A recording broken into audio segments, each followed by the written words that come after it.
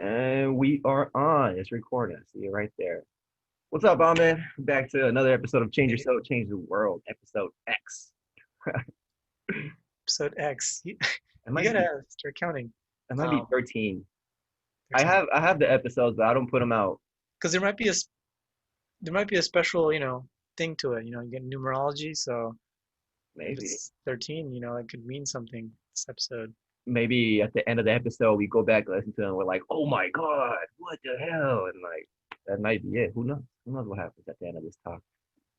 But all right, man. I know you had some things you wanted to talk about, and all things have been happening lately. There's been a lot of little key pivotal news points coming out this past week, and it's been insane. What you Yeah, think about these things, man? yeah. The tension is building up. Um, People are pointing fingers, and it's going kind of bonkers here in the U.S. While the rest of the world is dealing with other stuff.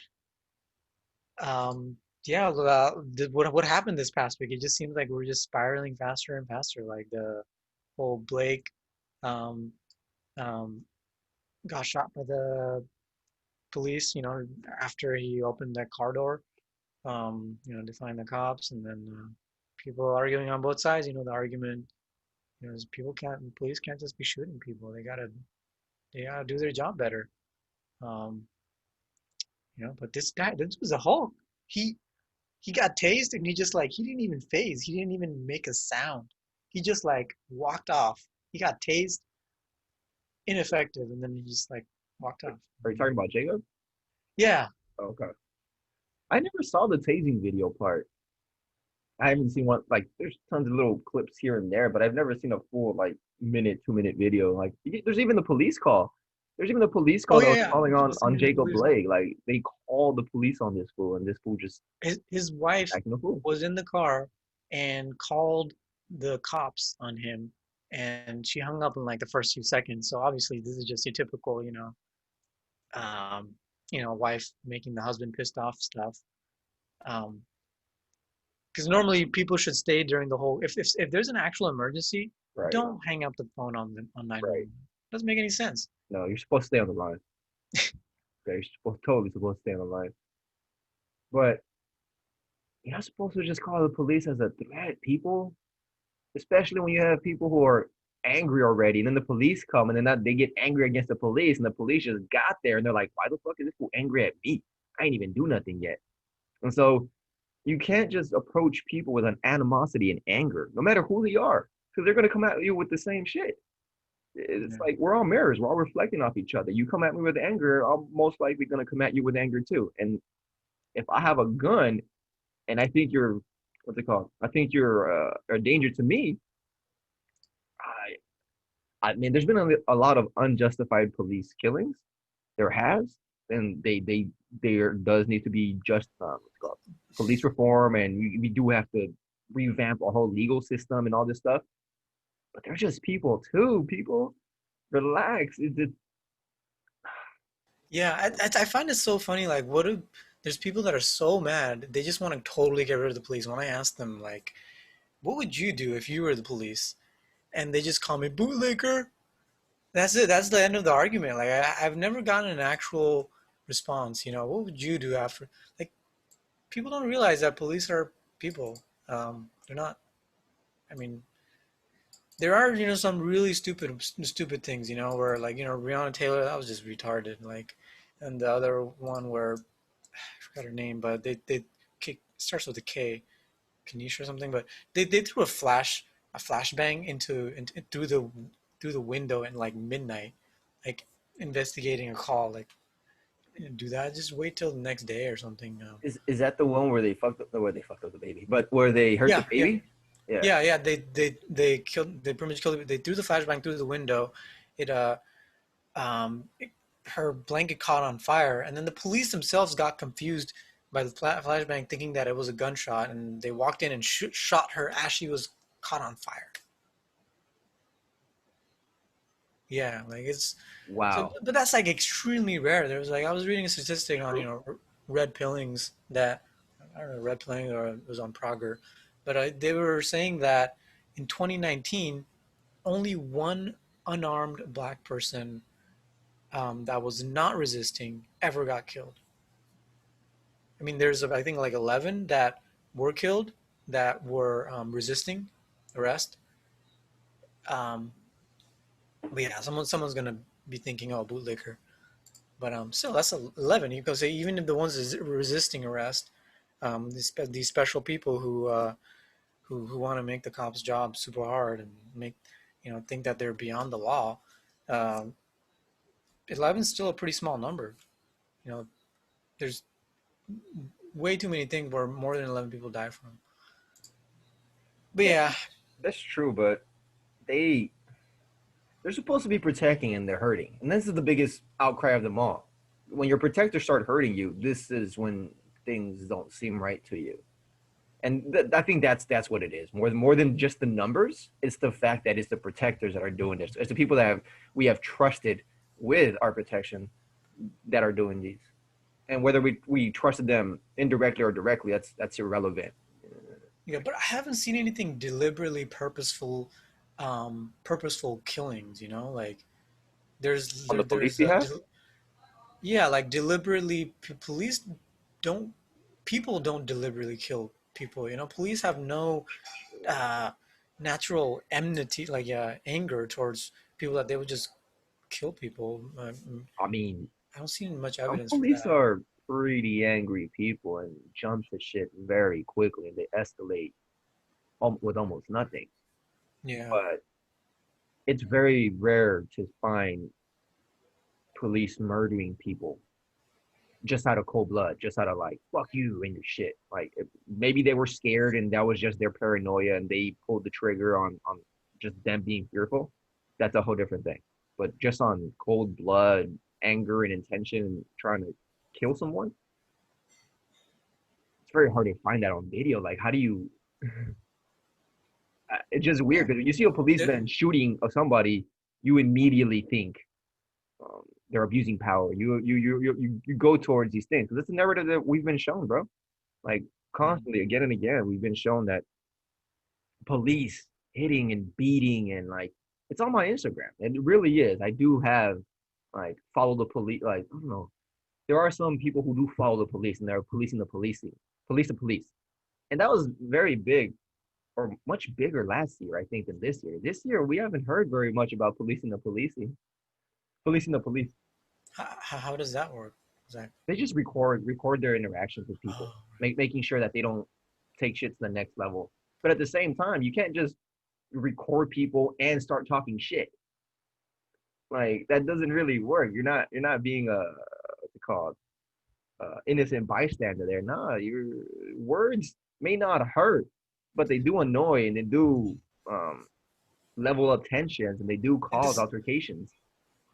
yeah, this whole Blake thing would have been so simple for the police to I don't know. Okay, so the police basically won this case, right? Because there's people that were recording, but all they needed to do was have cameras set up, body cams and stuff.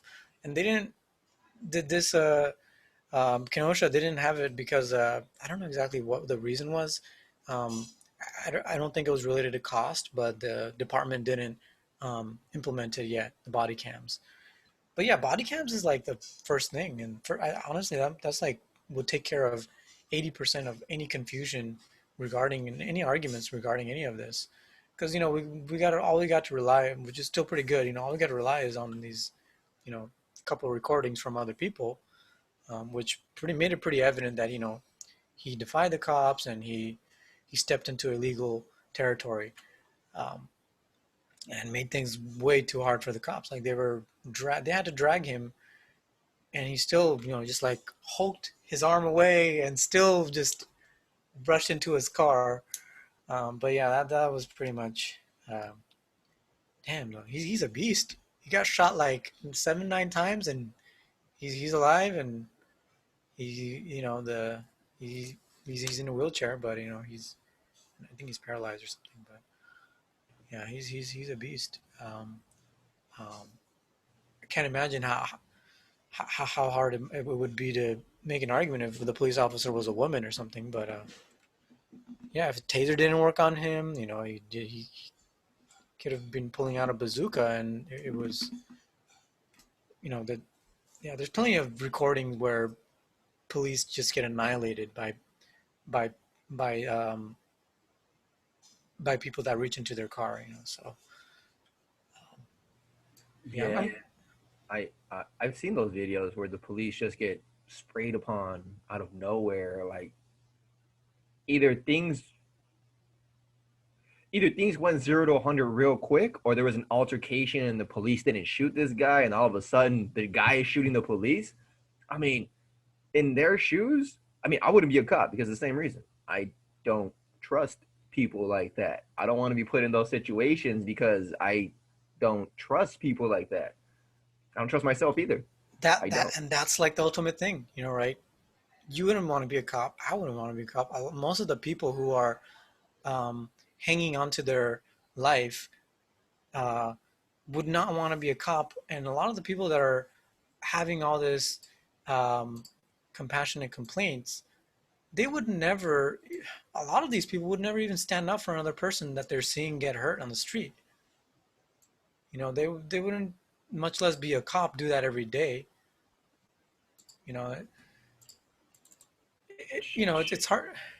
It's hard to see things from other people's shoes unless I think people should not even be able to make a judgment on cops unless they are willing to be cops themselves.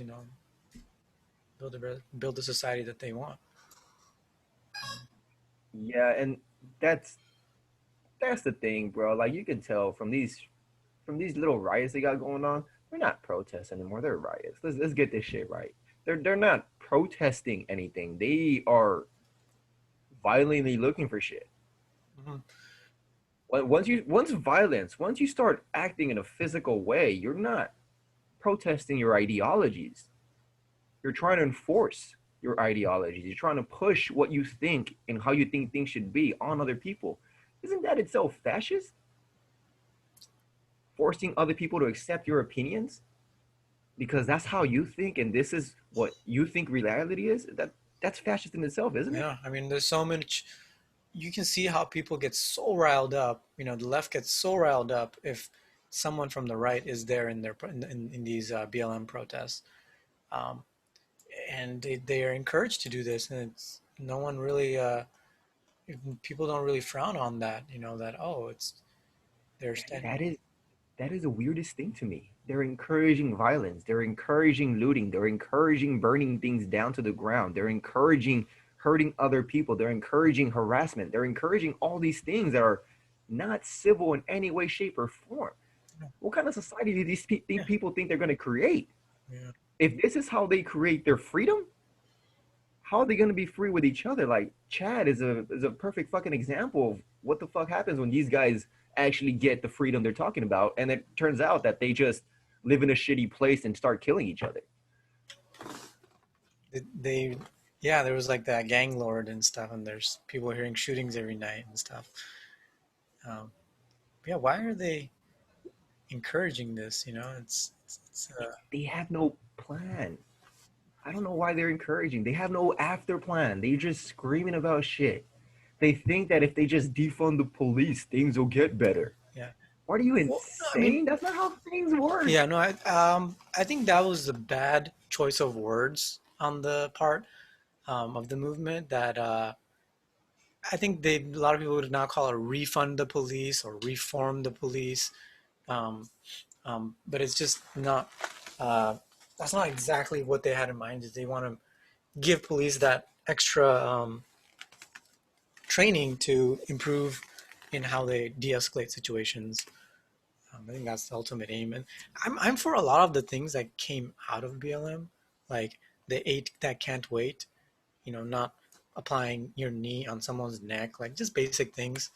And there's like, if you go to the website, you can see like in your locale how many of these things are actually applied. In my city, there's I think like 4 out of the 8 that can't wait. How much are Well, in? that's pretty intense. So if you guys aren't watching, 8can'twait.org, and it has all these. Well, it has 8 policies that should be enacted. So for where I'm at, we need to ban chokehold. Oh, wait, do we have it or do we Yeah, don't? you guys have that. That's checked off. Oh, so if it's checked off, we have it. So we have a ban on chokehold. We have a requires warning before shooting. They didn't warn before shooting before. That's fucked. No, they need like a They're just they like need ban, they ban, need ban. Put your hands up. a clear verbal warning. Like we will shoot.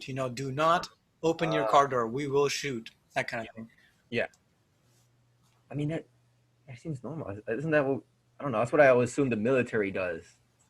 So this is why I keep saying we should have ex vets as police because they've already had a lot of this training that's embedded in them, and Yeah, I've heard that so we argument don't. too. Like that there actually some people are like when a martial law happens, there's going to be a lot of actual good coming out of it because they're really trained, to and they're strong. They're not like a lot of these cops. They're so weak. They couldn't three cops surrounding the guy in Kenosha, and they couldn't uh, stop him. Like they just pin him to the ground. Like if someone's resisting the taser gun, pin him to the ground. Like it's not that hard, But they just for like 3 seconds, they're like staring out of the at empty space, and then they let him walk all the way to his car, and then they finally react. So yeah, I think like you said, people with actual military training will be much better. Of course, I mean that's a given, because um, 6 months of training for cops is nothing. It, And most of that training is spent on. Well, I don't even know what the hell they spend most of that training on, but I know it's not like martial arts, and I know it's not like de-escalation. But yeah, like you can see like question marks and all these, like this little progress thing. So in your city, they've got progress. They're working on all the things Yeah. that I mean, because it's long beach, people are definitely protesting and complaining. In my city, let's see if there's any. Whoa, They're what are not the? working on it. I emailed the mayor in my city and asked him to work on this stuff, but I didn't get a So response you back. have dance chokehold requires warning before shooting and duty to intervene. You need requires de-escalation, exhaust all alternatives before shooting.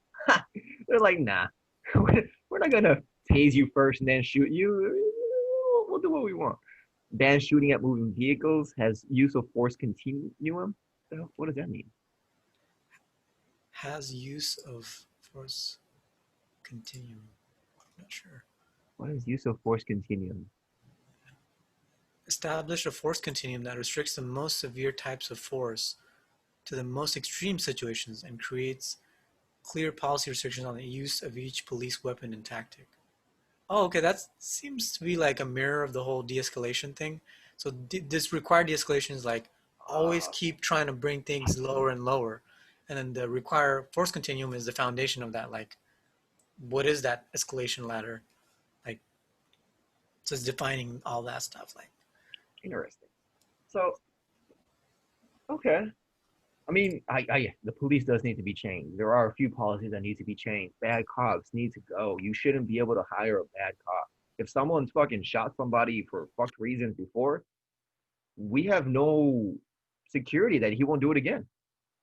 So there does need to be policy change. They do need to have better training. They do need to get more psychologically able people there. But at the same time, people, out of the millions and millions of interactions police have, the minority, like the extreme super minority of what you see is what they put on TV. And this is what you're getting mad on. You're getting mad on things they put on TV and on social media, and they just completely pump it into your face. This is what happened. This is like I remember 9/11. 9/11, they everyone got scared because those two towers came down at least 100 times a day on every news channel. At least. I remember the fucking massive amounts of propaganda they had at that time. And whether you believe it was an inside job or not, they still used it as an event to fuel their narrative. They're doing it again. Every time there's a police shooting now against a black guy, because white people don't matter. Black Lives Matter doesn't give a shit about white people. They also don't seem to give a shit about Hispanic people or Asian people or Indian people. And that's all okay, man. Like, you're not forced to care about other people, but you're then telling me to care about this issue and be in support of this issue and march with you. You can't force people to do things, bro. No matter what it is, you can't force people to do things. This is Yeah, fuck me. like it's statistically actually invalid. Like one of my closest friends from college, he's giving me all these anecdotes, and people just focus on these anecdotes too much, and they get kind of emotionally triggered by anecdotes. Like, science always says that a million anecdotes is still not evidence. You know, evidence is evidence. Like when you have actual statistics and studies and clinical processes and stuff. Um, so it's important that people look at the statistics, because statistics actually point out the exact opposite.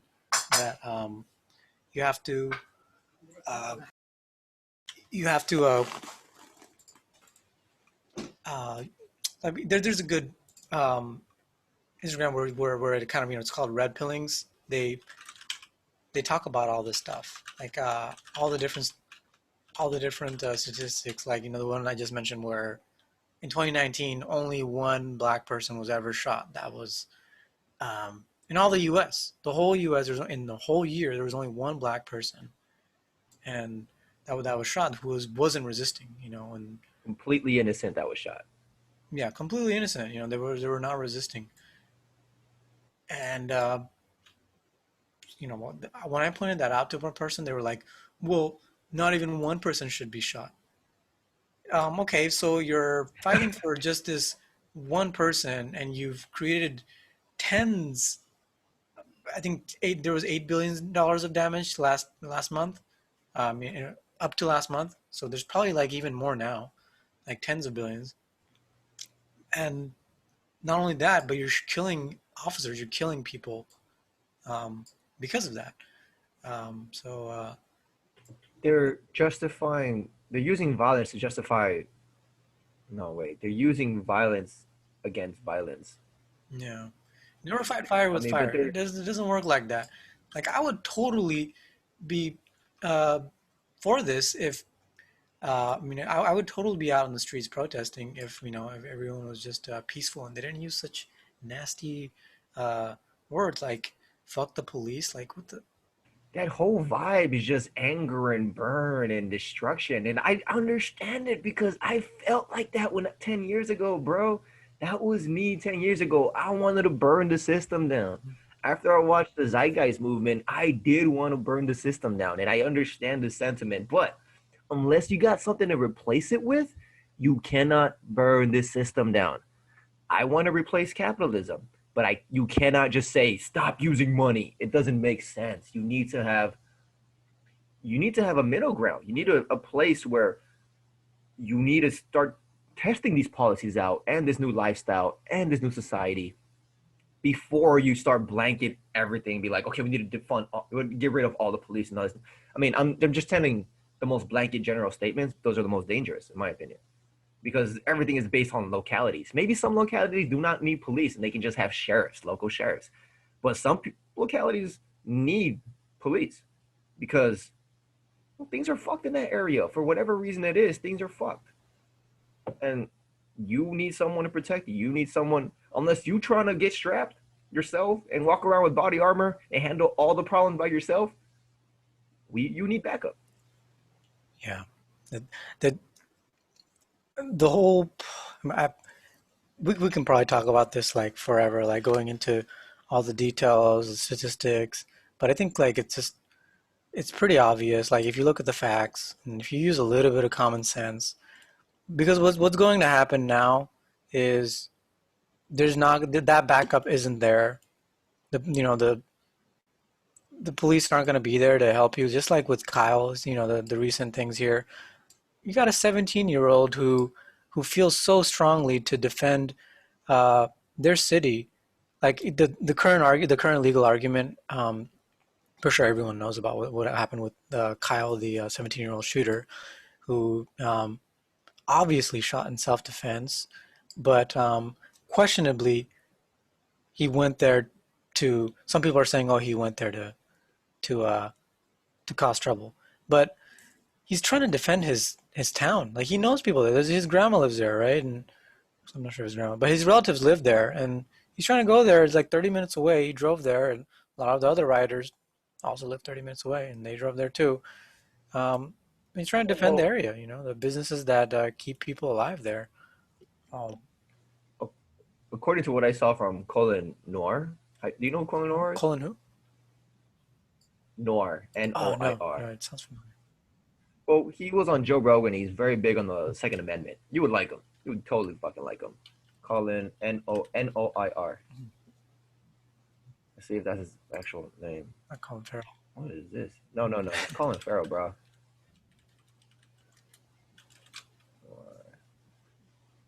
This is big black guy on Instagram. Hell yeah. This is a good. This is a good podcast, bro. You want to talk about? He used to like be a part of the NRA. He used to work with the NRA and have a show with the NRA until he was like, nah, these people aren't the business. But he's very big on the Second Amendment, and he put his. He's also a lawyer or a litigator. I'm not sure what kind of legal job he actually has on his side, but he made a video and it basically said that Kyle works at Kenosha. He works in Kenosha, so he was asked by the people of that lot. I forgot what kind of lot it was that he was originally protecting, but he was asked by them to help him out with the defense. He was asked by somebody, so he wasn't there just to fucking kill people. All right, and the rifle that he was using wasn't really his. It was already there, so there was no crossing state lines. So there's no argument on that. Was he 17 and all this other nonsense? Yeah, he probably shouldn't have been there, and that's what Colin says. Like he's 17, he shouldn't have been there. No, none of them should have been there, but he was. He did have the rifle. And then, you know what really pissed me off? Like, we've seen all the videos. This guy was obviously running away, not trying to hurt anybody until he got attacked repeatedly. And the thing that pissed me off is that on one of the DC protest video, one of the guys up there talking about stuff and like on the stage, he said this guy, Kyle, killed 3 kids. Everybody he shot was older than him. Every That's single that's one pure of them. misinformation. That's not even. Yes. Yeah, that's not even. Who said that? I'm not really sure where it was, but it was in the DC protests. One of the speakers that was there, he said that One of Kyle the shot. speakers at a. I'm guessing from the DNC. No, no, no. One of the speakers for the Black Lives Matter Oh, movement thing. Like they were on the stage before they want to go protest at the White House that's thing. that's the It's thing, that White like House I thing want they're to trying get to to the do. actions. Like what do people need to do? Like at today, like it just people need to sign this 8 can't wait stuff, like they need to sign that to their mayors, whatever else they believe in, go through the legal process, stop being such an anarchist, stop being such a crybaby, work through the legal process that's there. And most importantly, I think people that are actually protesting that really care about this and that um, we all care about it, but like people that are there, the peaceful protesters, they have to keep in check all the other protesters because what's happening now, people that don't have this view that you do, now they have to step in and make things complicated. Now it's becoming like a whole war. So the best thing to do is you're if you're part of the whole BLM family, you got to keep your brothers and sisters in check. If they say things that are wrong, you gotta correct them. If people are trying to burn a trash can, you gotta stop them, just like Kyle did. And then the 35-year-old pedophile, started, being like, "Shoot me then," like, pretty much ganging up on him, pushing him in cornering him into a building. And then, there's just, have you heard about the theory how like Kyle didn't even shoot. It was actually someone else that shot because there was other people that had guns too, and someone shot a round into the air, and then Kyle actually thought he shot the guy, but actually he completely missed, and it was someone else who shot him in the head, like from behind. Yes. Yeah, I've heard of this. Someone else shot. Like I heard there was 16 shots total during that altercation in the videos, and Kyle only shot 3. Hmm. So yeah, I'm not gonna pay attention to the videos that close, but you can clearly see that this kid really wants no trouble. Walking around with a fucking med kit. like literally trying to help people, and like he was there cleaning up the area before. Like it's not like it was his first time. He was actually those kind of people. I would just call him a patriot. He actually believes in America and freedom and protecting and all these things that we're told. And well, bro, like he thought he was doing the right thing, and honestly, it is, in my point of view, self defense. And I'm not trying to be a bootleg or anything, but if someone comes at me, it's self defense. If a whole mob comes at me, how the hell is that not self Yeah. defense? If someone is taking a step towards me and I did not ask them to step towards me, and I have a gun, and they try to pull the gun, already they've escalated way past. They shouldn't even taken a step towards me. But this guy's trying to grab his gun multiple times. I'm surprised Kyle didn't shoot him right away before grabbing his gun. If that was me, this kid who's like half my age has balls of steel. I would not be able to keep that kind of like my temper like that. I would be. Like, But yeah, I mean, no, it's a conspiracy. He was planning to do it all ahead of time. He was cleaning up graffiti just so that he can look nice and stuff, and he was stopping people from burning the building. Just so through all photo ops, bro, he really wanted to kill people. Fucking the arguments, the nonsensical arguments these fuckers make. And like they're trying to make out everyone that he shot to be a fucking hero. When not one of them were, I mean, we all have fucking shit we've done in our past.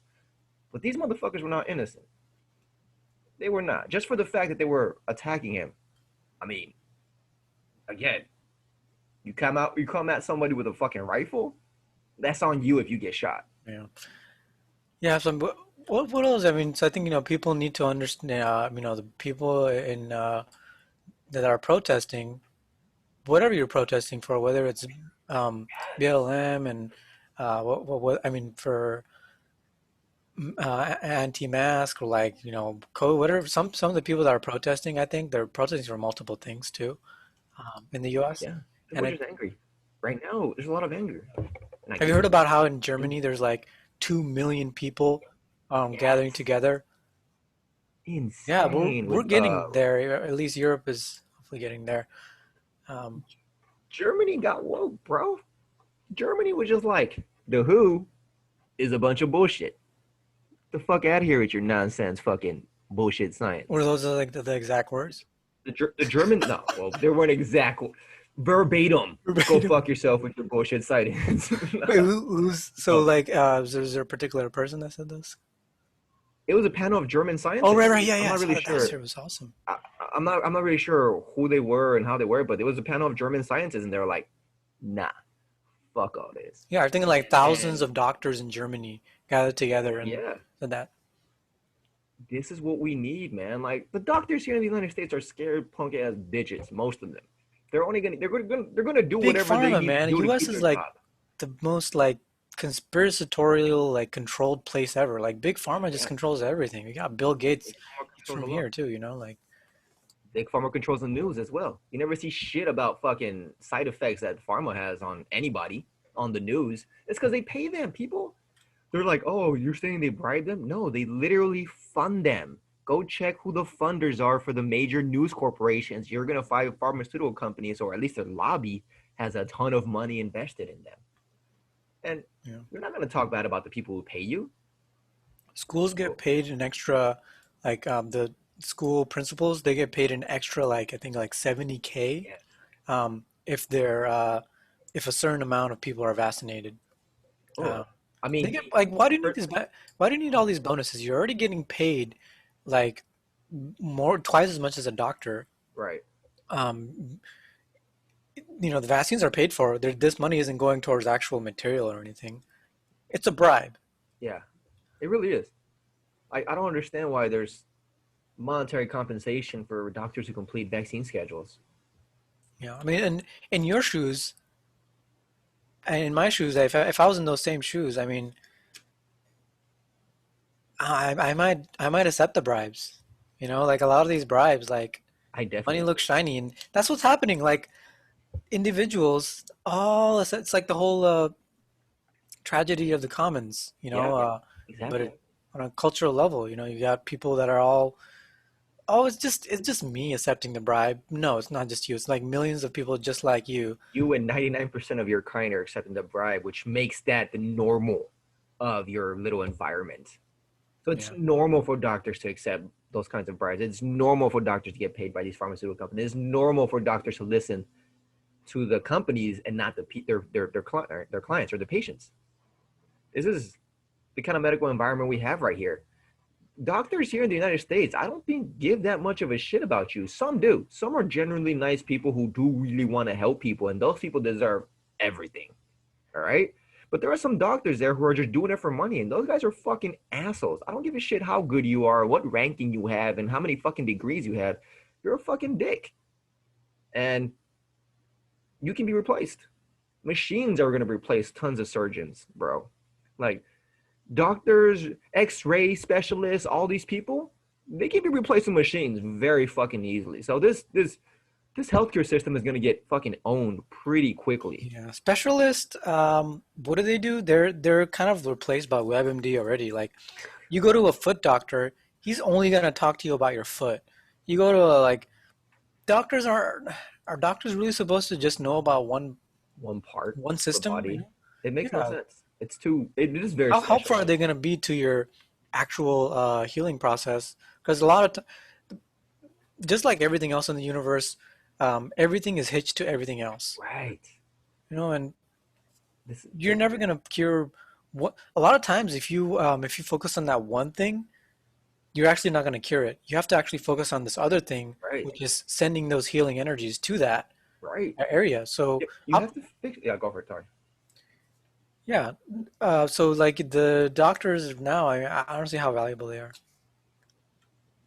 most of the time. I mean, some doctors are valuable, but the thing is that all these doctors have general education and information, and they don't see how everything fucking connects.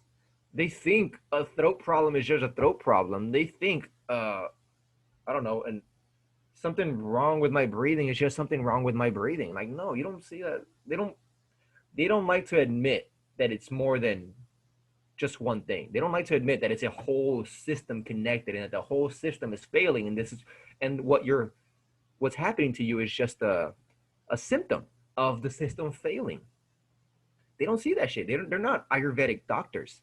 They only study whatever the fuck is in their book, to be honest. And a lot of doctors do fucking do other research, but there's only so much research you can read, and they publish tons of shit that I don't even know, man. Well, all I want to say is that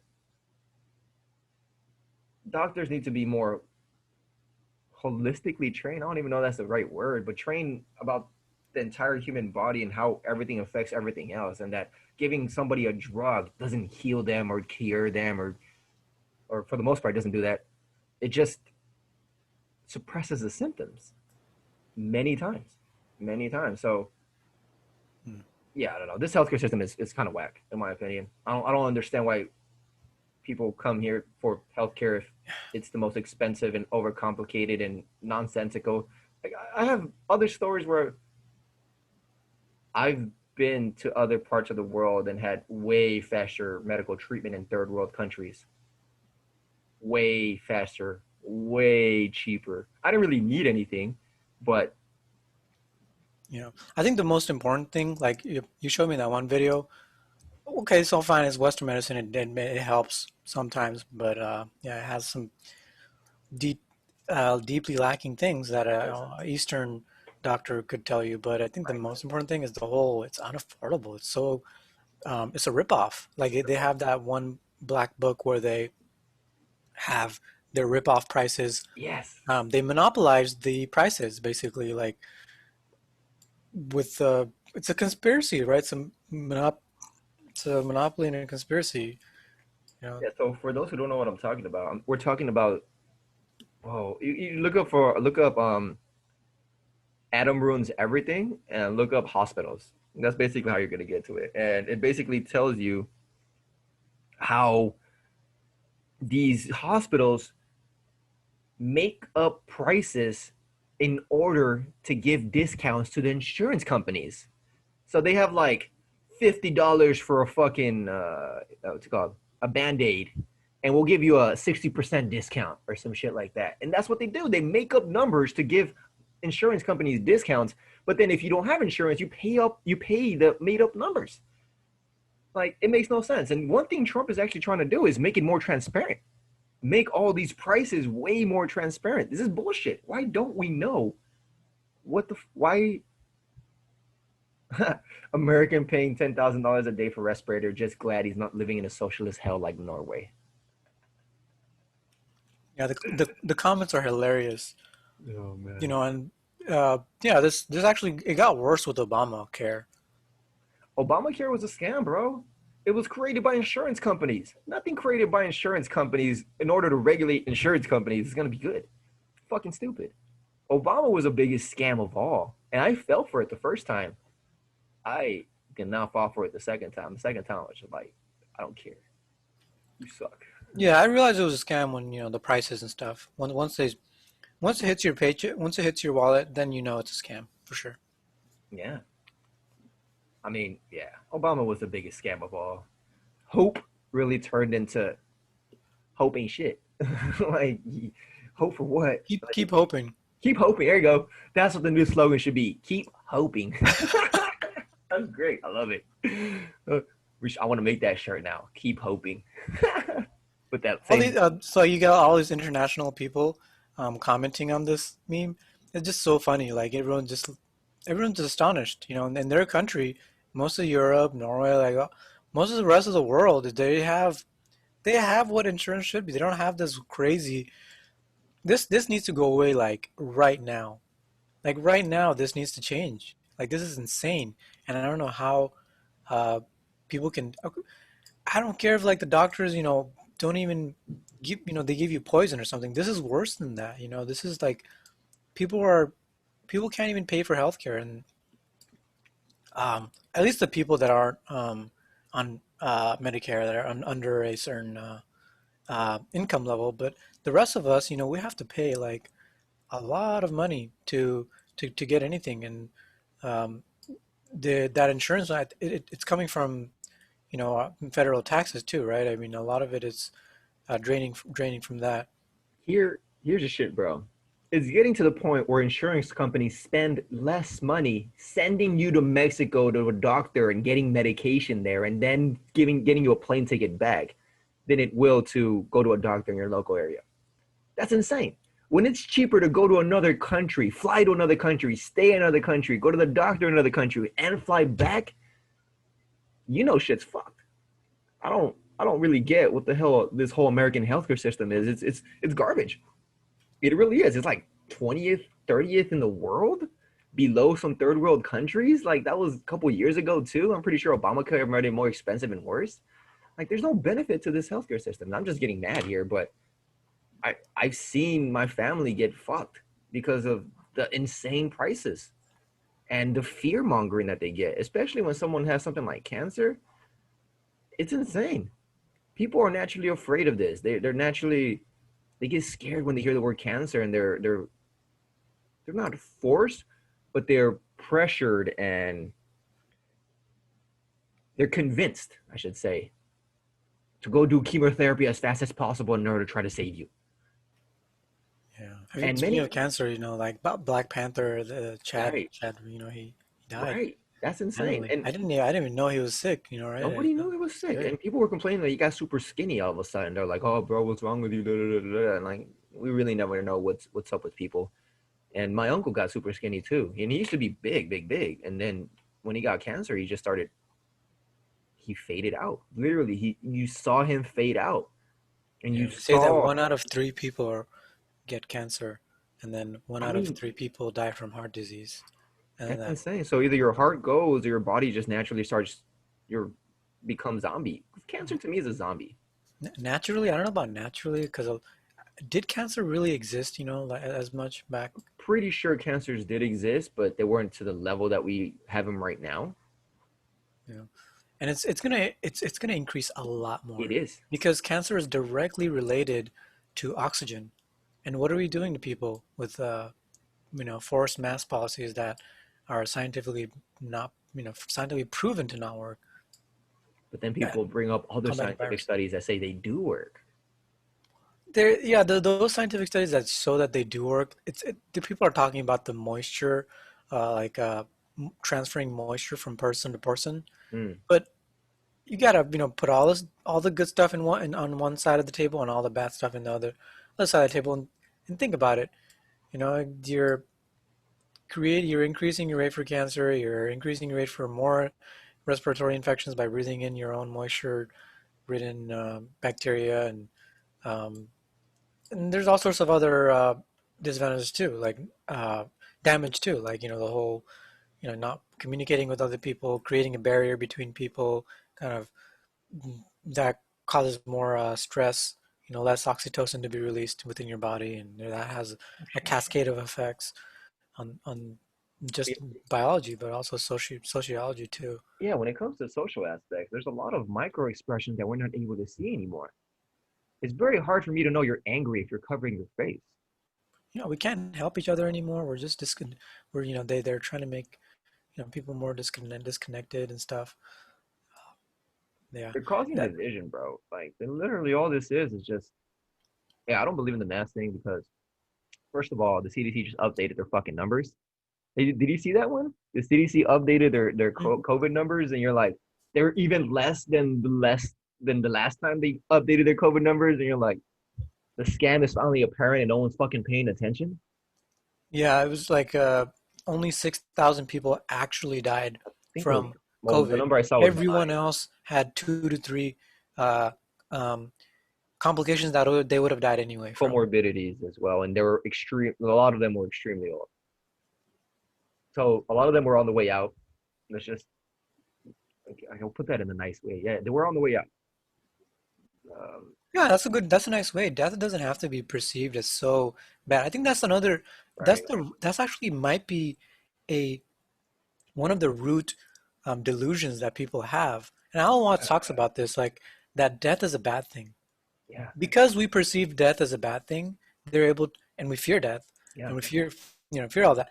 Because of that, they're able to create this whole control grid yeah, around people, yeah. and whether it's for purpose or for better, people can be the judge, but they're able to control people much more easily because of people's fear of death. And Yes, people's fear of death is what's pushing this whole pandemic. Oh my gosh, I'm gonna catch a virus that I'm probably gonna survive with.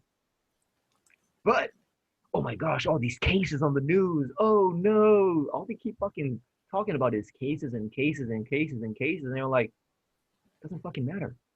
Nobody's really dying from this. More people are dying from.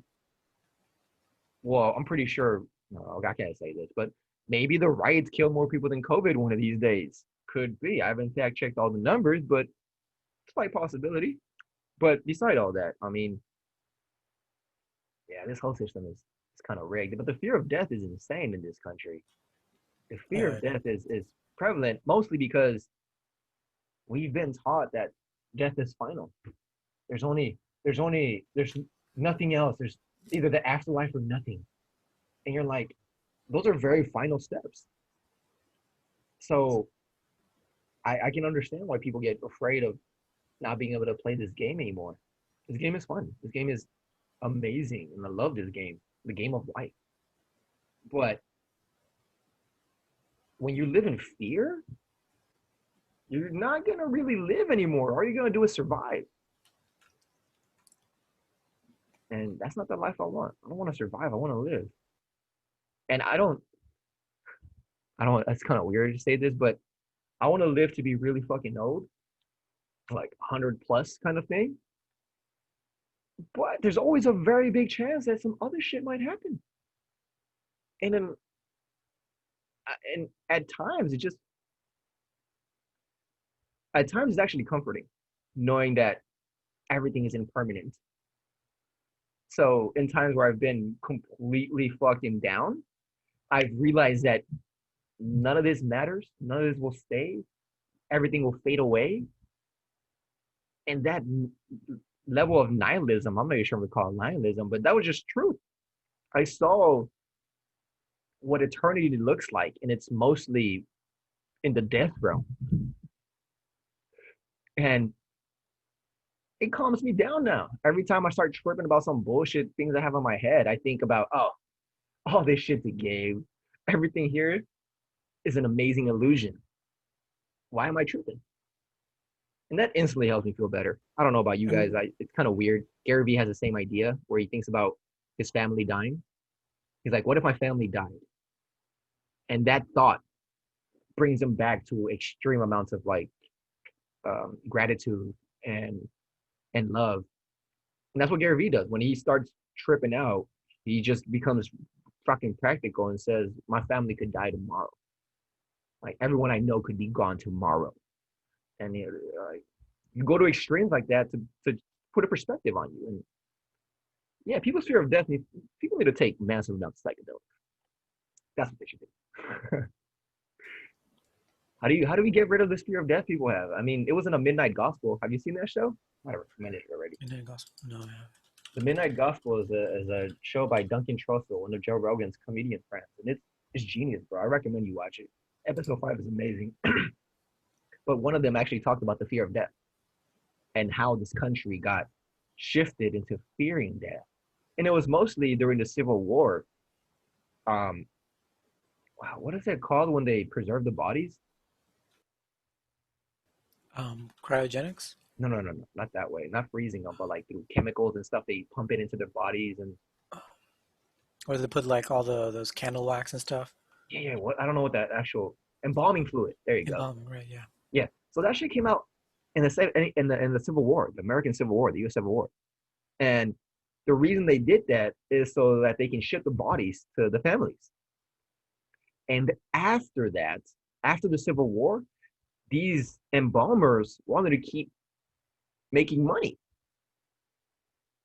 And so they started pushing this idea that dead bodies have a lot of that dead bodies are very unhealthy to be around. And that you need to clean them and embalm them in order for them to be um, okay to be around or something like that. The idea was you need to embalm them because dead bodies are unhygienic in one way or another, or they're not good, or whatever the hell the narrative that they were trying to push. And so they literally started making people believe that being around dead bodies was dangerous in some way or form. But what that really made is that everyone started separate or getting away from death.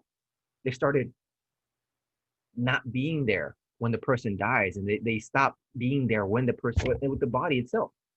So they're not really mourning the right way. They started mourning from a distance, and this more distance mourning doesn't allow us to realize that one day that will be me.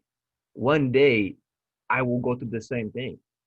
So it puts a cognitive dissonance in our brain saying that death only happens to those that are not me, which is kind of weird. But yeah, what you think about that, bro? Uh, I'm not sure I understood that last part about how does it produce the cognitive dissonance? Um, Exactly. they they're not around death, so they start to fear it. Oh, maybe it's not cognitive. Maybe cognitive is the wrong word, but they start. Well, I guess just fearing it because they're not around it. They're not used to it. It's not part of their culture. Like other cultures celebrate death in different ways, and they have parties and they do all Oh yeah, kinds of yeah, other things.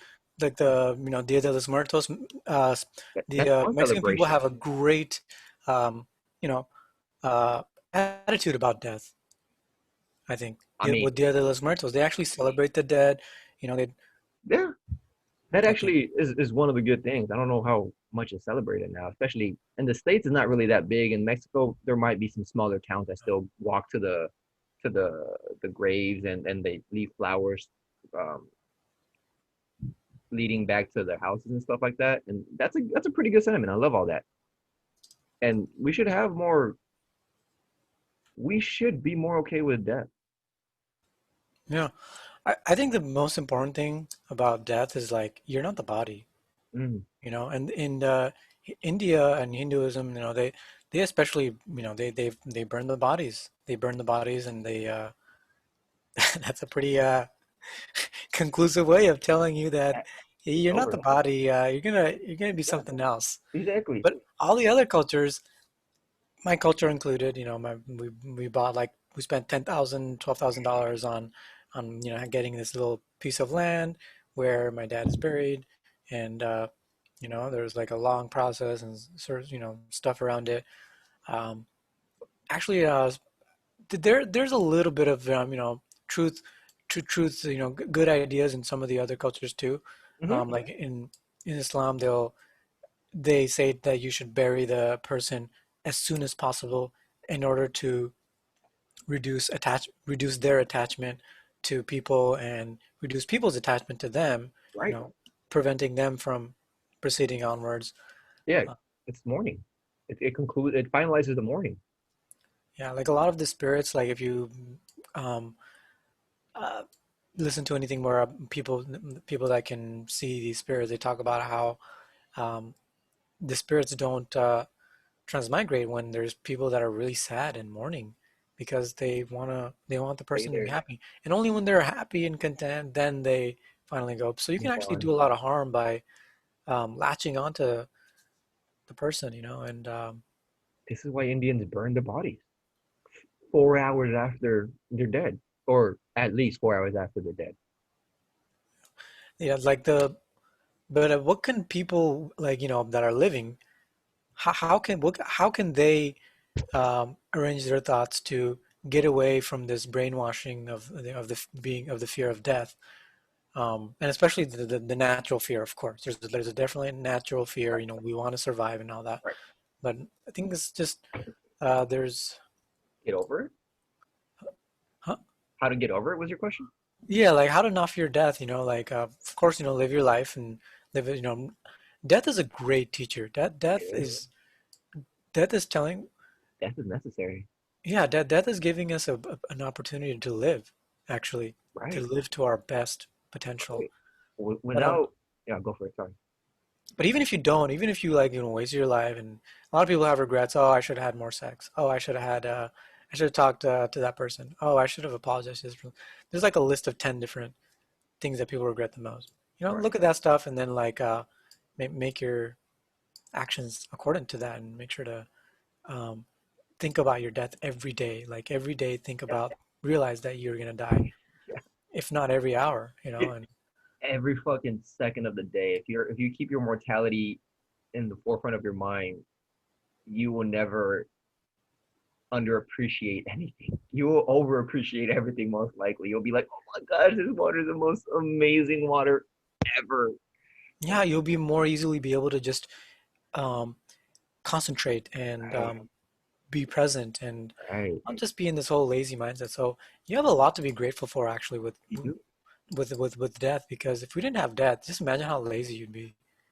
Imagine You'd how be. fucked this world would be, dude. Mhm.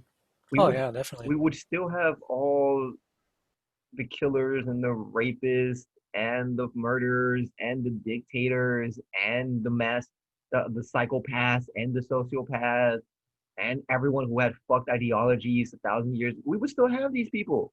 We would never have change. There would never be progress in society. My main thing with progress and change is that death is what assures progress, because that old guy who wants to keep his shit is gonna eventually die, and he can't take his shit with him. That to me is what a lot of progress Death is, comes from. Death. yeah, just like, do you like to sleep? I like to sleep. The brain gets just like traumatized within a single day that we need to sleep for 8 hours. Like the whole day we're just, we have so much stuff to do and so much things that just get imprinted on our brain. And when you sleep, finally that brain can relax and let go, and now you're a baby again. Balls. That brain can trip balls. Is what it That does. too, there's a lot of stuff in that in between state. That's a whole nother not another story, but it's that's the next topic here. But it's just that we there there's you sleep every night, you lose consciousness, and you go into this altered state for 8 hours a night. Like, what do you have to fear death for? It's just a microcosm. Sleep is just a microcosm of that. Yeah. And Sleep is just practicing death. a lot of people that die, like they need to be released from the life. So whatever they're gonna go, energy is not like just for me. I personally, um, I'm not ready to die, but like I don't fear death too much. Mm-hmm. um, because it's just energy isn't, I approach it from a logical point of view. Energy is not destroyed. There's no way that this consciousness is going to be completely destroyed. Whatever latent wishes and stuff, everything recycles in the universe one way or another. Um, and there's a lot of scientific studies that show that there's scientists that studied and didn't clinically prove reincarnation or anything, but there's there's a there's a guy who went across India and around the world, and they found children who could remember their past lives, and they actually verified a lot of those claims by going to those particular villages that those children remembered and actually finding out that what these children were saying is actually true, even though they're children, they have no idea what's on the other side of the planet. Yeah. A lot of these children are from like remote, shabby villages. That there's no way, without internet, and there's no way they could find out about this exact. Like there was this one guy, he mentioned a place where he buried his stash of gold, and they, under a tree, and then they dug it up and they found it Dope. based on his past life memory. But yeah, there, like principally speaking, you're good. Um, Studies wise, you're good. Um, People needing to have a great reset, you're good. Like there's really, if someone close to you dies, there's really nothing to be unhappy about for them. Because frequently, a lot of these people that die, cancers, things like that, do you want them to like be a skeleton for the rest of their lives and um, not be able to live a happy, not be able to live, basically? Yeah, there comes a point where life is literally pain for a lot of people. And a lot of people living with cancer, life is literally pain. And I don't know, man. There was only one time that I remember in my life where I food poisoned myself. So I drank bad coconut water, which I'm very careful with coconut water now. If it tastes fucking funky, spit that shit out because that shit's Really? What gross. what It, what happened? it was a fresh coconut that we opened and I just didn't drink it for a couple of days for A extreme fresh pain. coconut and that got you food poisoning? Yeah, but I didn't drink it for a couple of days. Like it Oh, so was, you opened it and I then opened it and then I was like, no, I don't want to drink it. And then I forgot about it. And then when I came back to drink it, it wasn't good. And I took a tiniest of the tiniest of sips. And I said to myself, okay, this isn't good. That night, oh no, no, the next day, I was fucking throwing up. It felt like if I don't know, I was bloated. I had extreme pain in my stomach. Like all the bacteria, my body was going to war. My stomach was going to war. And it hurt like a motherfucker. It was insane pain. I remember I was in the bathtub, like with the water up, and I was just laying on my back, floating because that suspension allowed the pressure to be relieved. And at that point in time, I was like, "Oh, this pain is so fucked. I don't want to feel it anymore." And I thought about this, like, "Wow, this pain I'm feeling is probably nothing compared to the real pain of other people have." And if they're living with pain more extreme than this is an insane life, bro. Like living a life of extreme pain is very hard to be grateful for. It's good to be alive and so on and so forth, but living a life of extreme pain is it's like being in hell. You don't want to be in hell. Yeah, but that was my only time where I had extreme pain. And I was like, oh, I'm gonna die. Kind of. I didn't think I was gonna die, but it felt fucked. And I wanted the pain to end. yeah. I think that these are all like these are all like subtopics of that. Okay, I'm not afraid of death, but I don't like being in pain. I don't Right, like right, being sick, right. and um, a lot of people they have like underlying issues and things. They don't want to die. Mhm. They have an underlying issue. They still want to enjoy life and all that. Right. And um, I that mean, go for it.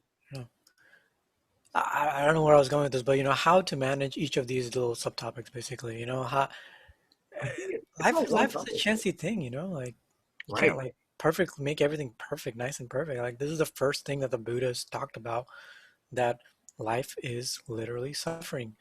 There's Everything is impermanent. everything is impure, everything is also not you. Yeah, So that last part, that's um, actually crucial to realize that you're not your pain, you're not this impurity, you're something else, something that's apparently indefinable.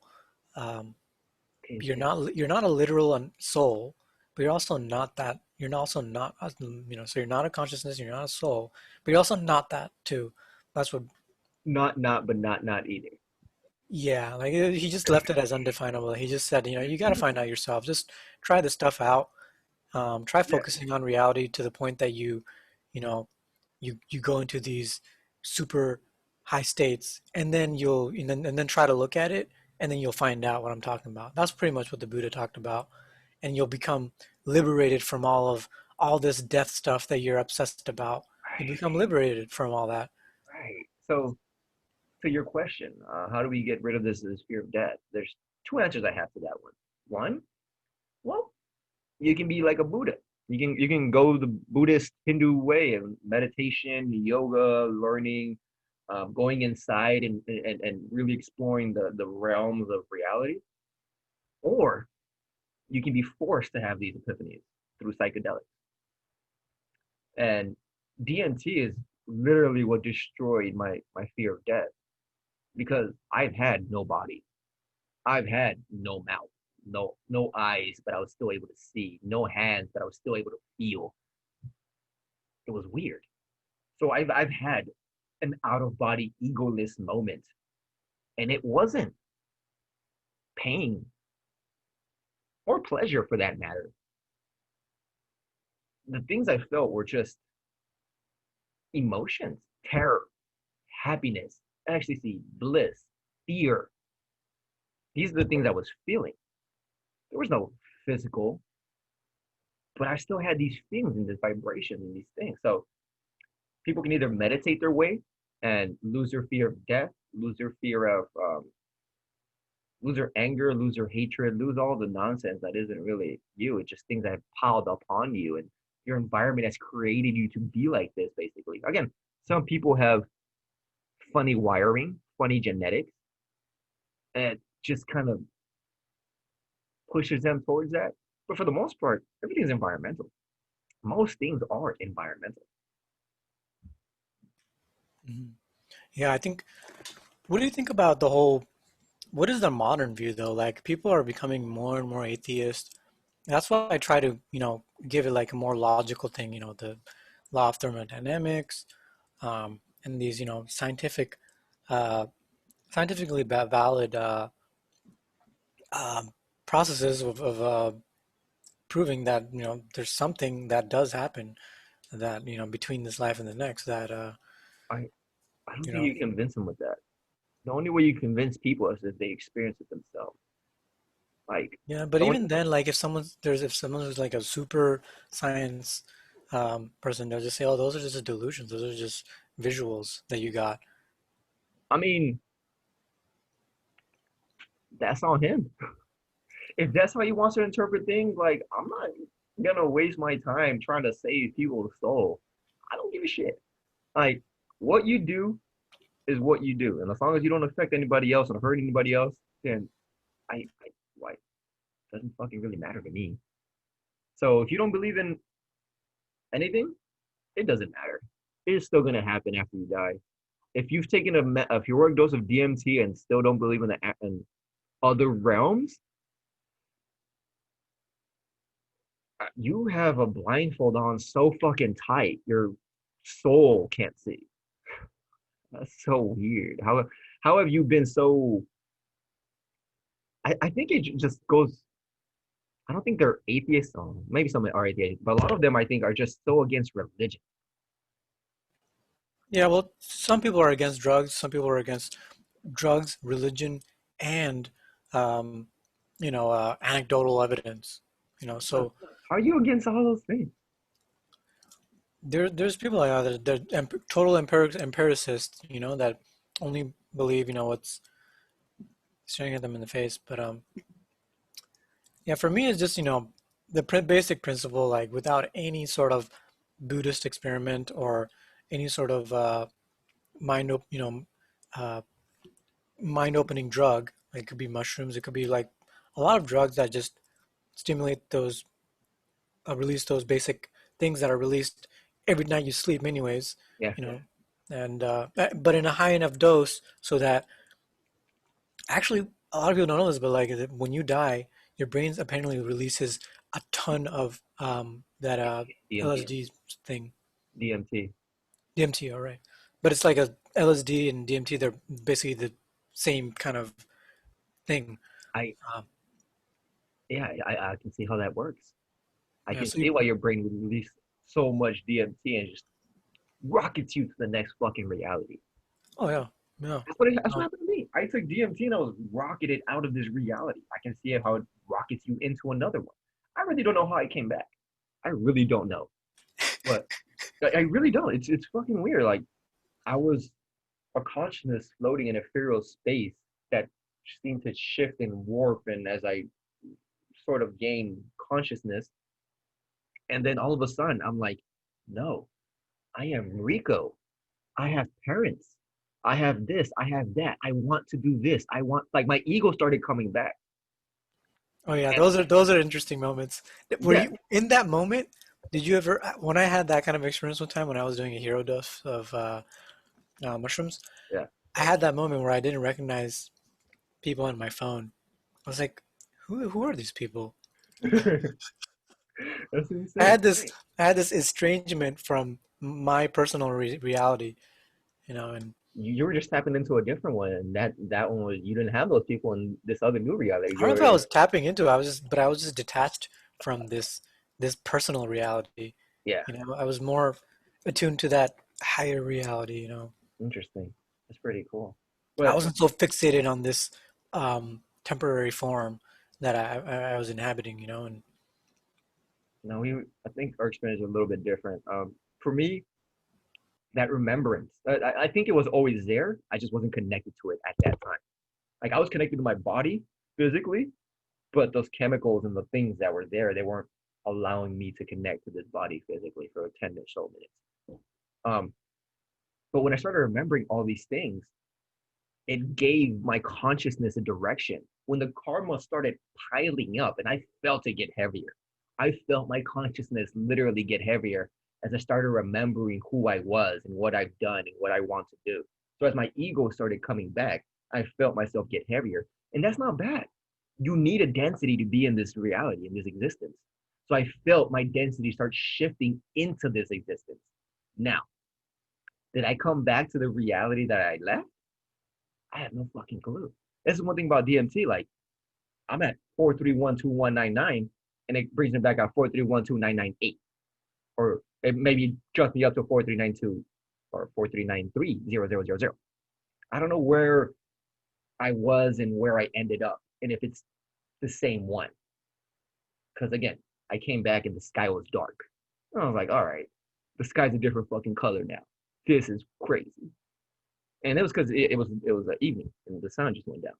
But it's just so weird. You go into a crazy trip and there's still sun out, there's still light out, and you come back and there's dark. It tripped me the fuck out. I was like, oh my gosh, everything's fucking dark now. Oh no. Like that was actually a, a microsecond worry I had. Because I was like, oh no, fucking where am I was the now? Like, passage of time that so like it just time. no, I thought I was in a different I still think I'm in a different reality than I left. And again, this sounds kind of weird to a lot of people who haven't done this, but I believe we are like radios tuning into a signal. And so when I took DMT, the signal I'm tuned in basically went and went through all the signals. It basically did a search through the radio stations of reality. And that's what I felt. The search through the fucking reality, and it was insane. So once I started tuning into this reality. I'm not sure if I landed exactly back to the station I was before I left, or if it's just micro differences that nobody will ever fucking tell. Who knows? I don't know. Do you think your dreams are any different than before? Like, How Well, it's kind of hard to say. They've been different, but that I've also when I've had those crazy dreams is because I was meditating more and like I was actually doing the shambhavi like intensely. That's when I started having intense dreams. Is when I was really doing shambhavi twice a day, and that's like a 40 to 50 minute practice twice a day. Yeah, this is it's an interesting thing that you're talking about, like how um, so here you have this whole chemical um, way of unlocking your frequency Right, uh, tuner, and then you can actually tune into a specific frequency, right.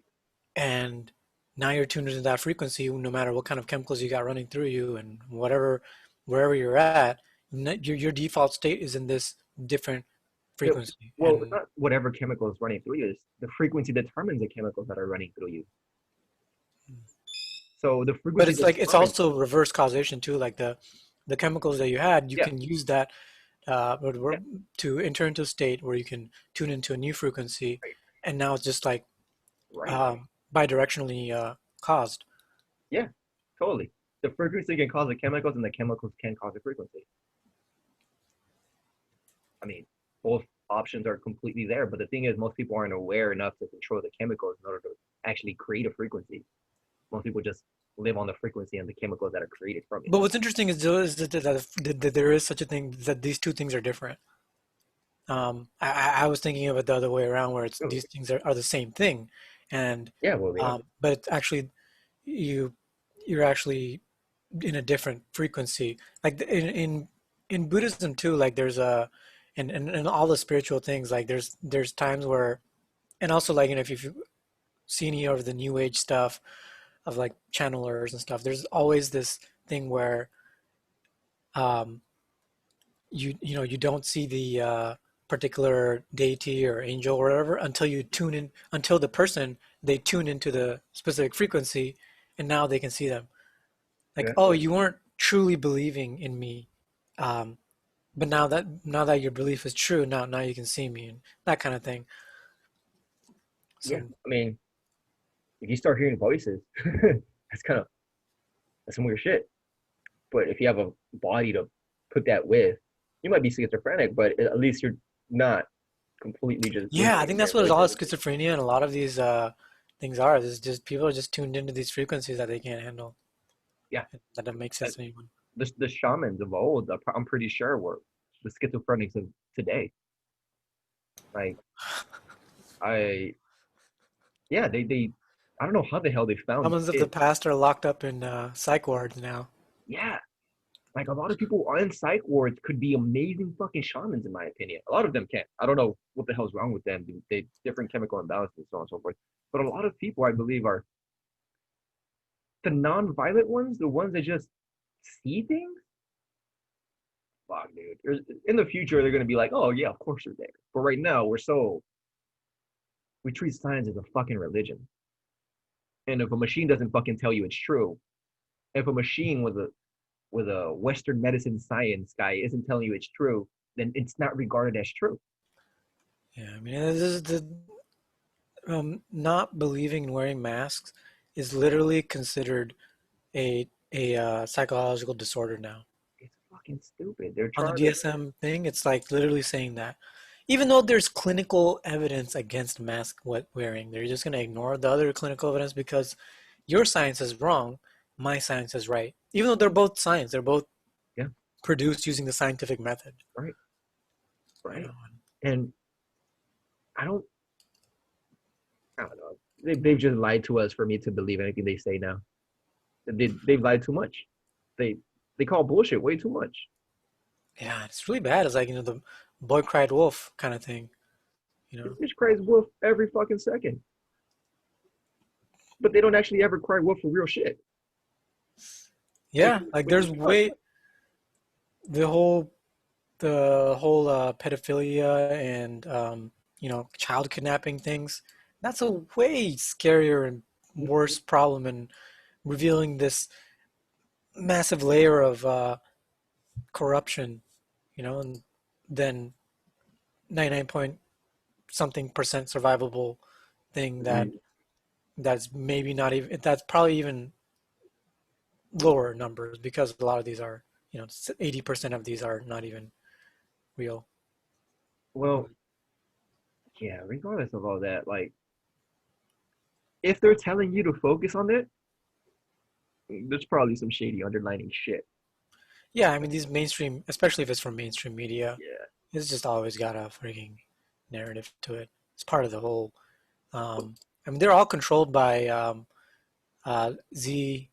I don't want to say it because the Disease. these, it's all controlled by them.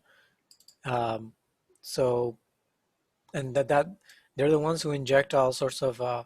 Yeah, I spent like 3 hours looking at this documentary that's like 1 hour. I had to pause it and read it, pause it and read it. It's just like there's a lot of content to it about the whole, uh, child kidnappings and how why they do it, and It's so prevalent. the whole satanic agenda behind it. It's so fucking Yeah, and prevalent. how they inject those symbols in pretty much everything, like all the cartoons and stuff. And For every police shooting, there's like 600 kids who are kidnapped wow, every year. And that's me counting 1,000 police shootings a year and me going to 600,000. I think that number is kind of low, but there's a ton of people who go missing every year. There's a ton of kids who go missing every year. yeah, And the only political party who fucking, the only people who seem to give a shit are right now are Republicans, which is, it's not weird. Republicans are pretty conservative. They're most, I've always thought they were against child trafficking, but the Democrats haven't said shit. And it's because a lot of people in their party are a part of the problem, bro. yeah. Hillary's WikiLeaks. She's pretty much the kingpin of all that. I I remember Pizzagate when it was happening, and I thought it was just whatever the fuck. But now that I actually look into it, what the fuck, bro? What like how how are these Yeah, people not shot on the this street is for the fucking bigger problem, promotion? way bigger problem. Yeah, Like you said, this is way higher magnitude than yeah, um, the BLM things and even COVID. Like all this stuff right. is just nothing compared to that. Yeah, for sure. And it's funny how like COVID is a distraction for something else, and then BLM is a distraction for COVID. That's how I see it, because Constant especially in the distraction. Yeah, U.S., like first we had COVID and all that stuff, and then all of a sudden, 3 months later, as people are protesting um, and all that, they create this new problem in order to smother all that up. Now there is no mass protesting. Now it's all just everything is just BLM protesting because that's yeah, such a big problem to have one unarmed black man shot in every year when there's well, hundreds of thousands of kids missing every year. And that's true. uh, there was like in Georgia they found like what was it, how many kids in that trailer? I don't know, but yeah, man, like they're telling us to focus on some shit that doesn't even fucking shouldn't even fucking matter, dude. Like I one of the things that truly irritated me was when I forgot who he was, but he was at the Republic National Convention, right?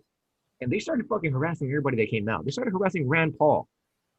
Oh, The idiots started harassing Rand Paul, the person who actually wanted to put into legislation things that made the Breonna Taylor situation not happen again. He actually wants to help the situation, but these fucking idiots don't know shit. he's the They one who just, created the bill for no knock, to go against no yeah, knock warrants. yeah, no knock raids. But, oh yeah, no knock warrants, right. Um, these idiots, they have no real context about shit. They're just super emotional and angry about shit, and then they get a direction to point their anger at, and that's all they're fucking doing. So weird. Yeah, 39 kids? Damn. yeah, all these 39 kids in a single trailer, kidnap kids.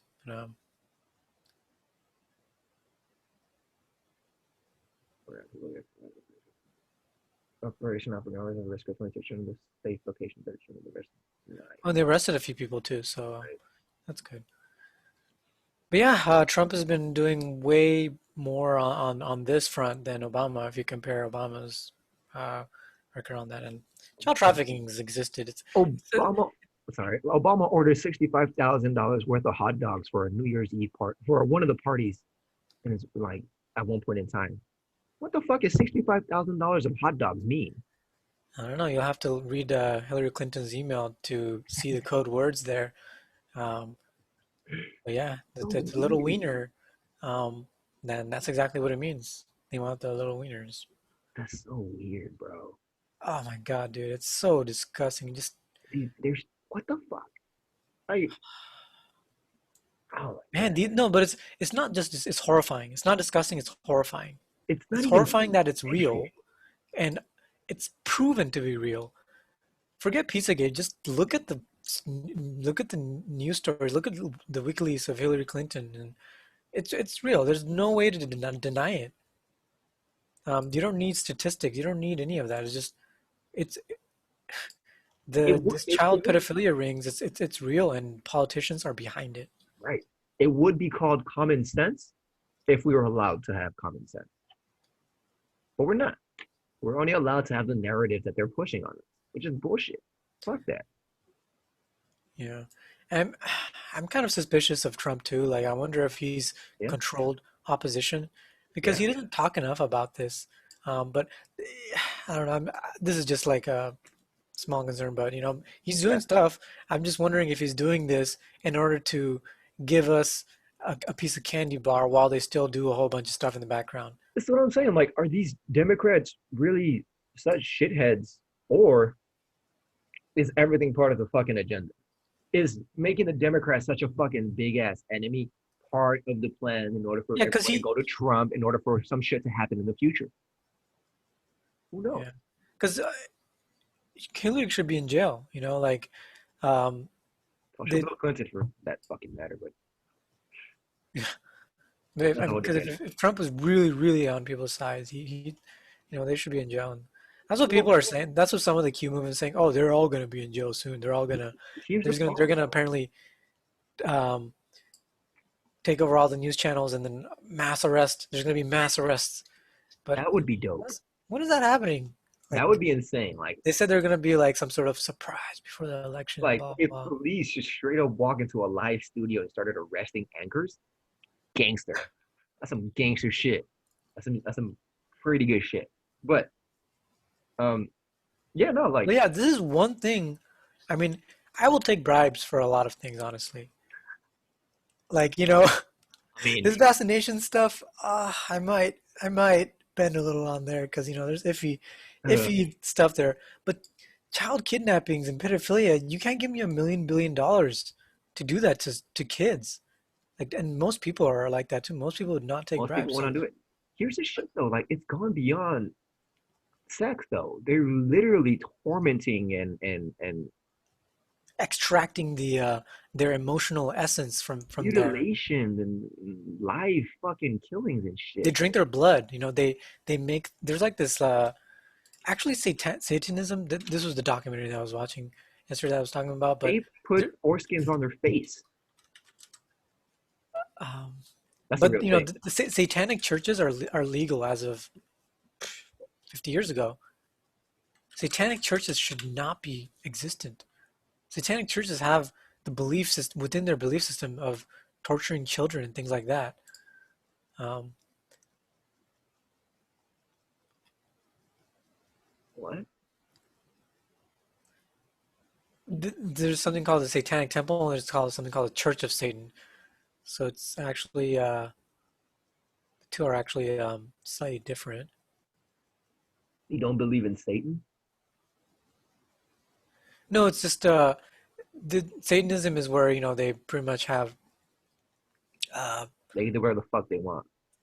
yeah, exactly. Yeah, They yeah, they they combine their belief system with whatever they want, but yeah. there's a extremist groups in there that that are linked to this Wait, go up a little bit. pedophilia There's and a non-equal thing. Go up, up, up, up, up, up, up, up, up, up, up, up, up. sure. What is this shit? Unequality?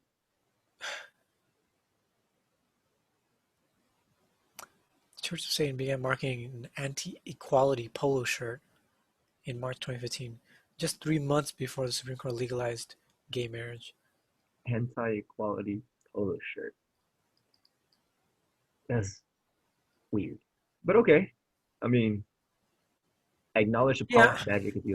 I mean, there might be some subtle nuances to all this stuff, but that we don't, we haven't really gotten to. So I'm all for, making your own religion, doing all that, but save the children. They're hurting other people. Yeah, They're hashtag violating the save the only rule children. you. Yeah, sorry. That's all you got to look up on Twitter. Hashtag save the children. I bet. Really? Yeah, that's the hashtag for this whole thing. He died doing what he loved, chasing minors. Yeah. Fuck. Yeah, no, this thing gets dark, and yeah, I don't understand why. Out of all the places people can go shoot up and do all these crazy things, like why aren't these places getting shut up? Why aren't like satanic rituals getting destroyed? I'm pretty sure it's because they have a pretty good security, but I Well, I don't people are getting totally distracted by meaningless things. You know,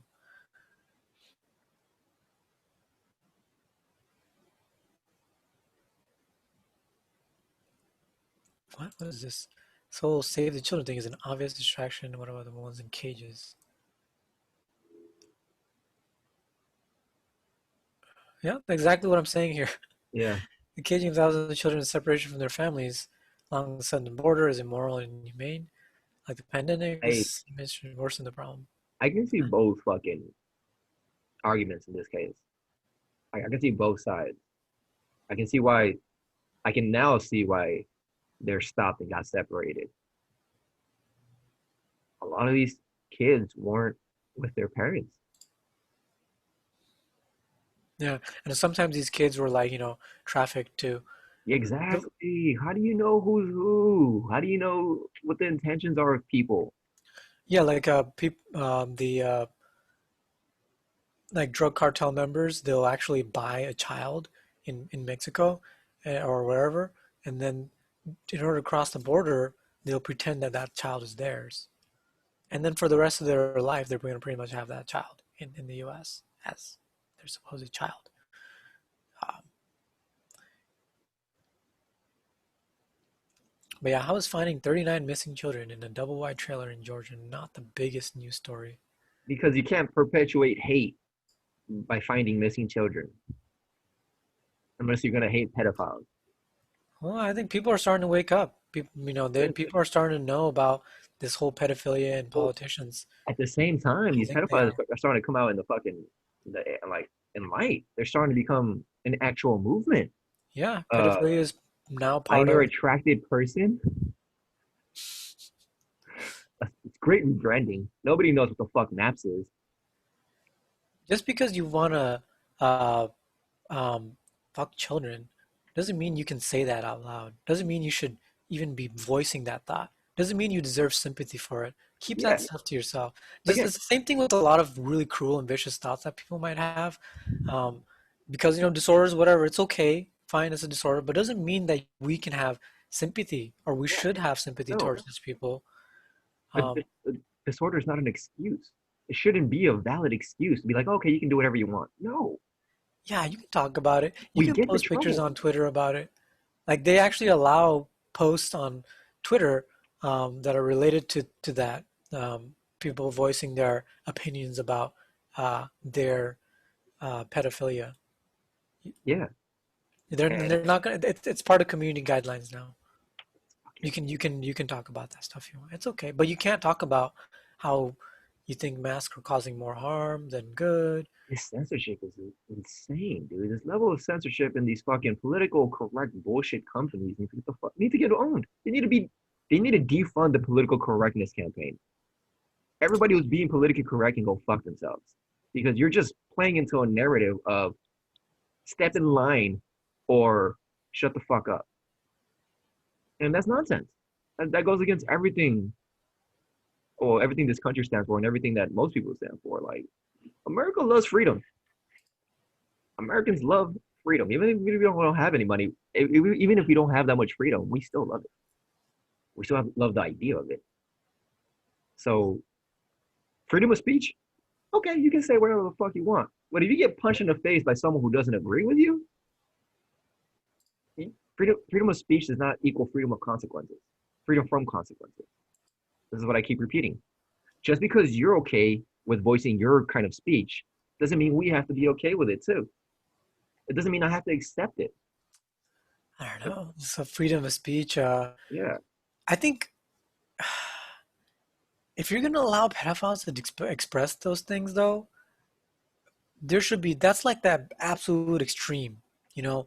Then everyone should be able to express. There should be no censorship no at all of censorship. anything, Right, because you're censoring one thing that's true, and okay, fine, it's a lie, but now you're censoring all this, but you're not censoring this very malicious yeah, mindset, like right, right if you're gonna censor, uh, right, but I don't know. Like, according to true liberty, you should be able to say whatever you want right, and voice whatever you want, right.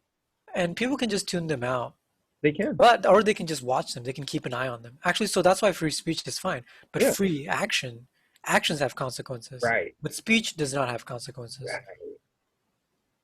If Yeah, you but speech can lead to consequences though. Like, yeah, there's going to be people watching those people that are yeah, voicing those kind of things. They're yeah, going to keep a close eye. They might actually come to your door and you know, that might do happen. something illegal. That might happen. I mean, yeah, that's totally a That's possibility. I mean, rioters are going to people's houses right now and fucking doing a protest in front of people's houses and shit. yeah, they're going to their houses and even asking to join protests and stuff like that's soliciting and stuff. But Yeah, bro, you can't go to a restaurant and tell you need to pay your bill and come join us on this fight. Like, get the fuck out of here, bro. I'm trying to fucking eat. Enough of your bullshit. You go march over there by yourself. Fuck out of here. Nonsense, bro. yeah, but I think that's all part of the whole free world. That's the whole part of the whole libertarian thing. It's Yeah, funny how they're doing certain things that are almost libertarian, yeah, like, but um, they're doing these other things that are completely technocratic. yeah. Uh, but yeah, every form of free speech should be allowed, I think, and but actions have consequences, and um, but the thing is though, like a lot of the whole thing with the whole people taking action on that, you're not allowed to take action against people that but like the legal thing to do would be not necessarily take action, but to see if there's a motive for this guy who's actually going to molest a child or something. Then of course, if you see it, you can take action, but like then you can Yeah, report yeah, it. You can right, report it and right. let the authorities take care of it and stuff. Yeah. That's what they're there for. That's what we pay our tax dollars There are a for. lot of people who are doing that kind of thing, who are doing like a sting up kind of share, the catfishing kind of thing, where they do Oh, yeah, yeah. pretend to be minors on chat rooms and places, and they do get guys. It's mostly guys. I mean, there are some women, but Yeah, that's a good yeah, little thing to do with your free time. they, Um, they put a lot of people on blast. heroic internet heroes. They Yeah, put so like a lot of people on blast.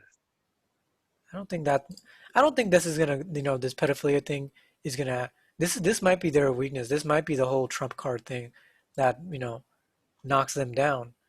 But what I'm concerned about that uh, we might not that it's gonna lead to some bloody times is the whole fight that's erupting now between uh, the left and the right, and how police are just gonna kind of sit by and not do anything. The mayors are gonna sit by and not do anything, and it's gonna be up to the police, like and people involved and militia Right.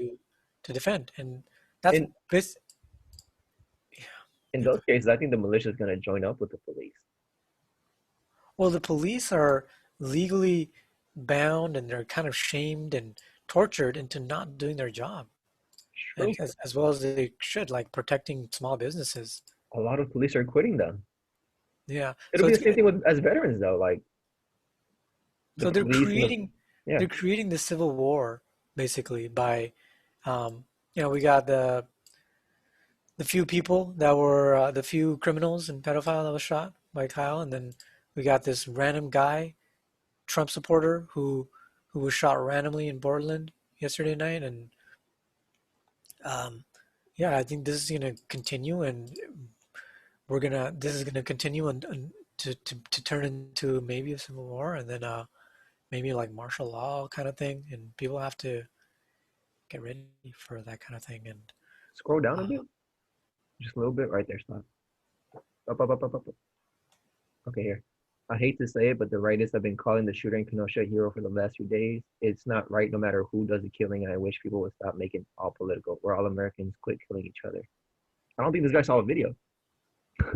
well, whether Kyle is right or not, people have been, praising Ah, you're right. the shooter. A lot of us have been praising him. Like he shot some criminals and pedo. So that we're instigating anyways. But it's not right to praise that action per se. Just like it wouldn't be right to praise any sort of vigilante action.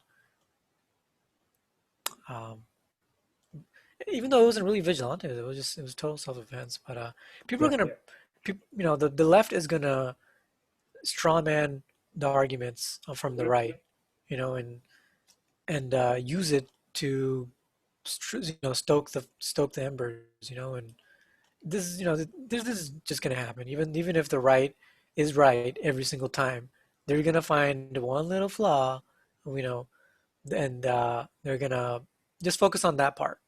They're not gonna focus that the whole argument is invalid because and there are some people that say some inappropriate things on the right. They're gonna focus on those inappropriate things instead of um, focusing on the whole thing that uh, there was no terrorist action, whereas BLM has been terrorizing yeah. the whole country like Literally, crazy. you can see videos of them terrorizing people.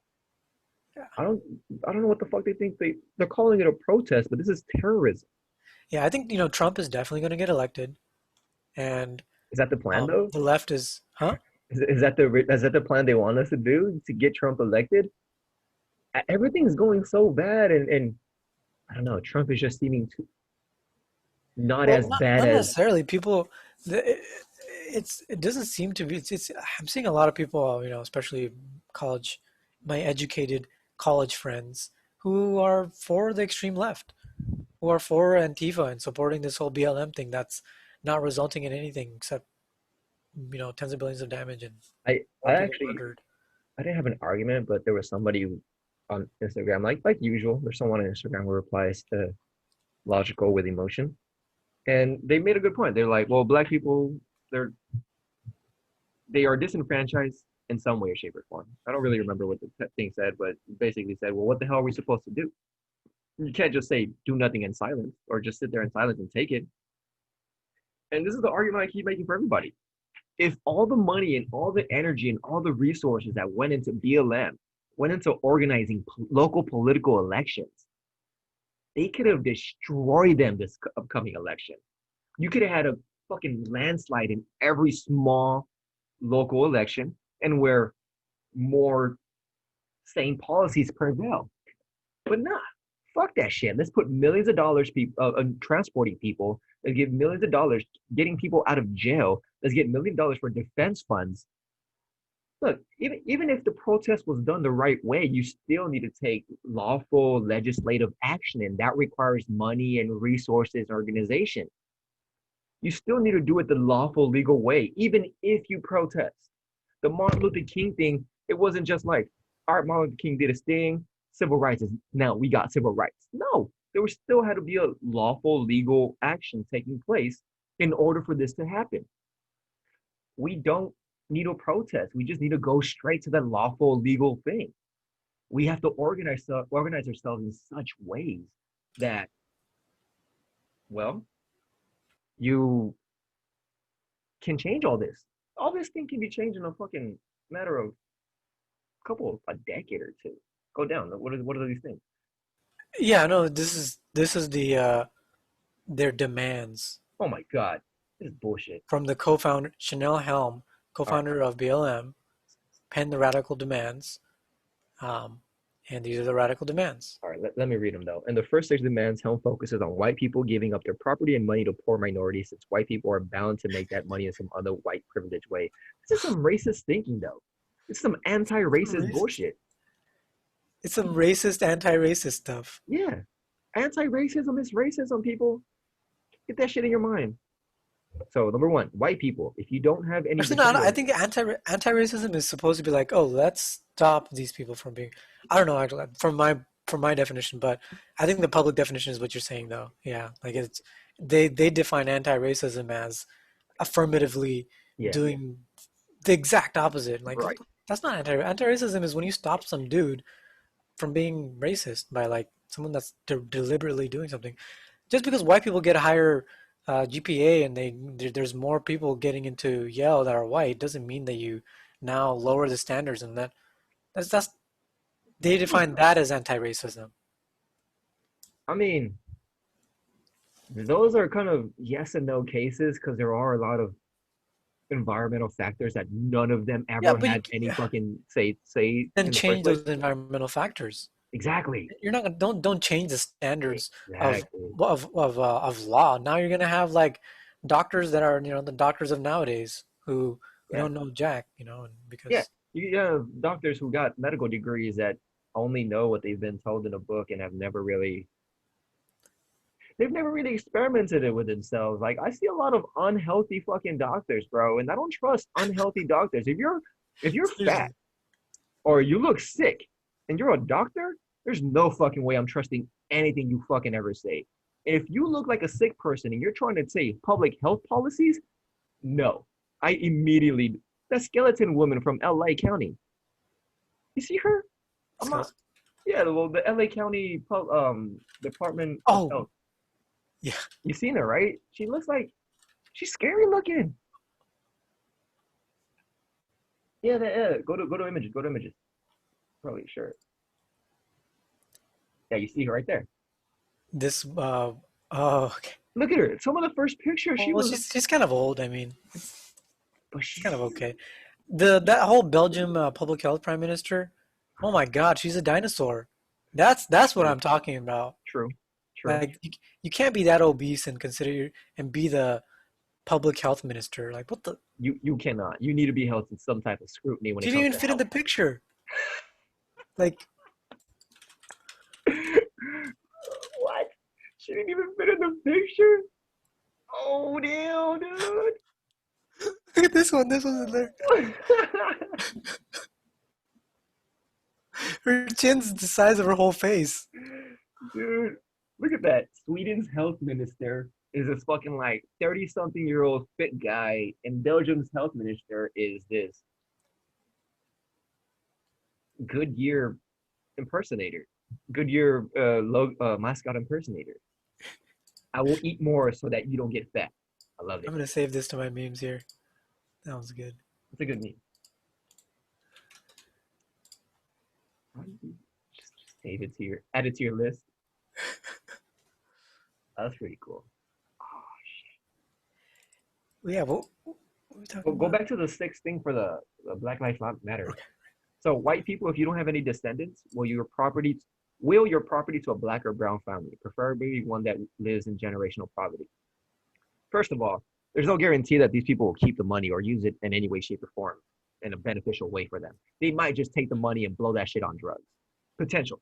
I'm not saying they do or they will, but it's a possibility. You can't just give all your hard work stuff to somebody and be like, all right, you fun to take care of You it. earned it. I mean, through your generational property, your parents died to give you that. It's true. A There's a time. lot. White people were disenfranchised back in the day. Like they Irish, Italians, every other wave, every white person has been discriminated against. They have. It's just black people have been discriminated against all the time, always. And I feel that like they've been on the shit list for since they America was invented. And that's an understandable source of anger. I get it, but to think that other white people aren't poor too, There's more poor people than our there's more poor white people than anything else. I mean, there's more white people than anything else too, but statistically speaking, there's still more poor white people than anything else. So number two, white people, if you're inheriting property you intend to sell upon for acceptance, give it to a black or brown family. You're bound to make that money in some other way. This is some nonsense, bullshit, nonsensical arguments. Just because you're white, you're definitely going to make more money. Most people end up dead and broke and owing money. So, yeah, fuck that argument. If you're a developer or realty owner of multifamily housing, build a sustainable complex in a black or brown blighted neighborhood and let black and brown people live in it for free. That's called Section 8 housing. It should already exist. They already have government contracts to give very, it's affordable housing, but then it's subsidized by the government, so it's still free. So, yeah. And who's going to pay the property taxes, bro? Who's going to pay them? The people living in it for free? Unlikely. You could make Sure. weapons. Yeah, this is just Section 8 housing. This is dumb. Yeah, they already have The Section 8 housing. co-founder of Black Lives Matter. This is why, like, I'm just like, when something from the co-founder of a movement is this kind of stuff is coming from their mouth, and they're in charge of the movement. They're in charge of when, uh, basically the movement is done. When we can stop terrorizing the U.S. When you're supporting that person by being on the streets and hashtagging BLM, you're supporting that person. Like, so find a new hashtag. Be for ALM. I'm all for ALM. All lives matter. I think everybody will get to that movement. I don't know why they didn't choose All Lives Matter instead of Black Lives Matter. Or feel offended. I, They I don't know I why they think didn't choose it. they like on the news. In my mind, like, uh, is imprinted the whole thing where they pretty much terrorized this dude who said ALM. They punched Yeah, this dude who says ALM. They like yeah, ostracize them. yeah, They feel like, oh, my message is not being heard, even though yeah. there's no They statistical validity to it, and everyone is it's a systemic poverty issue. It's not a race. it's It's not a true. race issue at all. There is And there's no systemic proof poverty, that bro. it's like a race issue. Brown people, Right, yellow people. There's a lot of immigrants that come in and right. they live the same life as a brown person. Um, Yeah. I mean, we're brown people. We know what this is about. I have lived in I shadier got places. called terrorist, all through middle school, and I Yeah, didn't I didn't cry about it. I try to just uh, I still got 4.0 GPA. I still worked my ass off. Like it's I was in a impoverished community. it's true. Um, I mean, we had all the roadblocks everyone else had. I mean, I guess your family home and my family situation are like we're good and civil and peaceful, and that's one big factor that helped us become who we are right now. Because our family nuclear unit was there. You had your mom and dad and family. I had my mom and dad and little family, so there was always stability there. that's the thing. That's the crucial thing that kids that are born in um, divorced, black kids that are born in divorced families, they commit 6 times more crime. So black people they're never gonna look at the real root of the issue, which is, that their families are messed up. They're gonna blame everything else, that society's messed They, up. Society's messing them up. I mean, That a lot of their arguments are valid though. There have been a lot of things that have put them in this situation. Can they themselves pull themselves out of the situation? Yes, in individual ways, doing certain whatever the hell they need to do. But I do believe that if there's not now, there was a system before that oppressed them directly, and now there's a generational after effect. These white people that used to be poor bought a house and gave it to their kids, which then they were able to keep on stacking up on the money. Black people have never had that opportunity, not yet. I mean, since the civil rights movement and everything started getting okay, there were still weird laws with banks. There were still weird laws with zoning districts, and some black people can't live here. Some that's real. That kind of racism is real. But as far as I know, a lot of those issues are not relevant anymore because we have removed them. Now the biggest issue I have is that it's just what do we call it? Generalizations and stereotypes. A lot of people have stereotypes about black people, and that's what makes them fearful or whatever the hell of them. And I've actually hanged out around quite a bit of black people, and most of them are fucking chill. There are a few who are Yeah, angry for whatever fucking reason, but there's angry white people. There's angry Mexicans. There's angry everything. Yeah. yeah. I've every black friend I've had in my life, they've always been the I've always seen them as like charismatic, strong, and Yeah. funny and Yeah. just fun to be around. Like Yeah. I loved hanging with them, hanging Yeah. out with them and stuff. Yeah. Cool people. Cool people.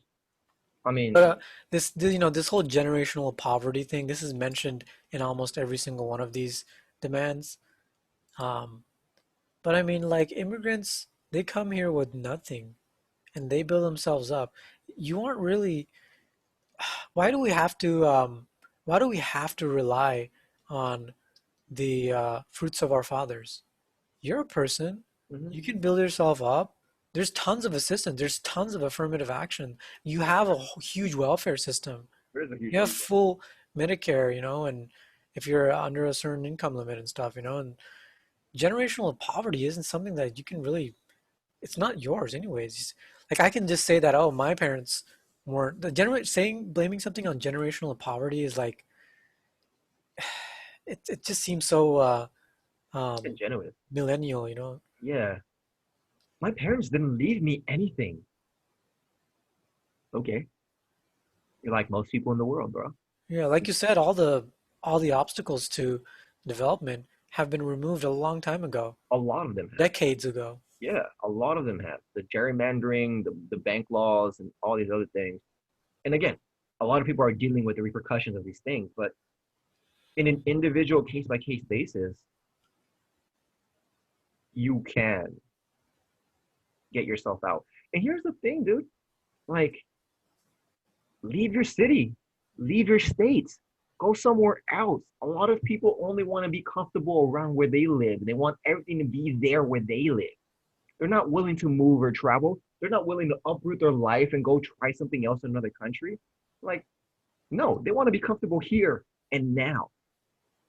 Well, no, fuck By the that. coast, by the beach too, Yeah, fuck that. 49% of homeless people in the US live in California. Well, this is California doesn't freeze you to death outside. Huh? California doesn't freeze you to death outside. Oh yeah, Like, we that's have true. great weather, and if you wanted to be homeless anywhere, it'll probably be California because we have great Yeah, that's true. I mean that's weather. I don't know where I was going with that, but it's just that the fact that people I mean there's other places too. 49% is a big number. Whatever. 50 half of the people, without homes. I mean there's a lot of other habitable places on the West Coast. True, true. Um, But I guess it's expensive to live and there's here. also homeless shelters too, in like around the world. You don't have But to those being homeless isn't being homeless. kind of get packed really quickly, and I've been to a few homeless shelters to do like help serve food and stuff like that, and I can see how they can get overwhelmed. And anytime you see a homeless shelter or a charity or a church giving away things, there's lines, there's massive lines. I don't think it's enough for all of them. So I can see where there's a lot of trouble coming in from this. But again, we had all the obstacles that black people had. I've been pulled over by the police over 10 times. And I think most of those times was because I was driving a Pontiac Grand Prix. Yeah. I I think it think was that car. I think police pulling you over, like, if you got nothing to hide, then who cares? Like, just It, that's I a good still think time it was to profiling. have gratitude for uh, um, enforcers of a well-behaving society. I mean, I don't. I'm kind of a bootlegger, I think, but I'm not really uh, like I appreciate the police and what they do. Like Yeah. whenever I see a police, I feel happy. I feel compliant. I feel like my eyes when I make eye contact with the cop, they always they let me. It's the whole eye contact thing. It's the whole Mhm. your belief system thing. If you think not just police but anyone, if you look at someone angrily, you're not going to have a good relationship with them. Right. But if you can appreciate and be grateful that every person as a human being is doing their best and they're trying to do what's best Right. for everyone, regardless of law, regardless of all that. A lot of anger that people have is because you know, we trigger them in some sort of way. Like there's no neurotic, crazy police people, uh, but there is definitely a lot of neurotic, um, psychotic individuals that police have to deal with, and It's true. that's really scary for them I too. mean, here's the thing. If there's someone who's acting a fool with a weapon at the end of your block, are you gonna go handle the situation? Why not? But I mean, yeah. So like people, black people complain, oh, they over patrol our neighborhoods, And they do. and then the thing that I don't like about police is that whole the stories about how police plant weed on people. Yeah. Like Planting that's really evidence. hard to That's prove. real. That's That's real. why this whole thing will be fixed so easily if police just had body cams. Every single police officer has to have body cams A lot of them do. A lot of on them turn it all off. the time. Yeah. With not being able to turn it off kind of thing. Yeah, Even if, that would even if fix you're almost peeing, all the problems. it Huh? it'll solve a lot. Almost all the problems will be fixed, um, even without it. Like just police aren't there's certain a lot of police that because of the anger that was triggered between the individual, they're gonna try to vent it out in some other way and punish the individual in some way because there Yeah. was some sort of angry interaction. Anger and animosity Blake carries Blake did on. not have an attitude of love towards his police officers. He did not have an attitude of great gratitude. Or Of course, he was. peacefulness, or chillness, or calmness. Yeah. I okay, at least in the videos I've seen, I didn't see him interact with the police enough. Of course, he's not going to have that because he just got in an argument with his wife, and he's Right. a domestic abuser too. Animosity He's carries on. yeah, he actually has a restraint order on him too about it. So I mean, he's not a like he's not going to get. Everyone needs to be spiritually enlightened. Everyone needs to be enlightened. That's basically a conclusion for everything. Yeah, we just need enlightenment. Everyone needs to become enlightened. Then we be good. Yeah. I feel that. I like that idea too. And I want to create environments in which enlightenment is more likely to happen. It's more conducive towards enlightenment because you don't have all these environmental factors getting your fucking way, distracting you from the reality that is that you are you are everything that is and ever will be, and you're just a temporary consciousness in the blip in this blip we call existence. Yeah, people have like this idea of permanence locked into them, like especially thanks to social media, and creating this persona. They attach to this thing that's gonna last longer than them. Their whole social identity is gonna outlast their permanent body. I mean, their impermanent body. It's true, Yeah, at least in this reality for sure. All right, let me keep yeah. going on this list though. White people. Number four, white people. If you can afford to downsize, give up the home you own to a black or brown family, preferably a family Give from up. generational poverty. I mean, yeah, sure. Give up your home to someone else's family so you can go live somewhere else. Are they Because gonna pay the mortgage? I don't think so. no, Like no, that no, means you have to give up your home, bro. so You you're gonna pay their still be mortgage. paying the mortgage. I think they're talking if they're I don't know what they were trying to say, but They if fully bought the home. Okay. yeah, if they bought the home, you should give it to someone and you should go live in a smaller place because you should feel guilty for being white. That's bullshit. This whole feeling guilty for being born your race is nonsense. You can't control what color you're born.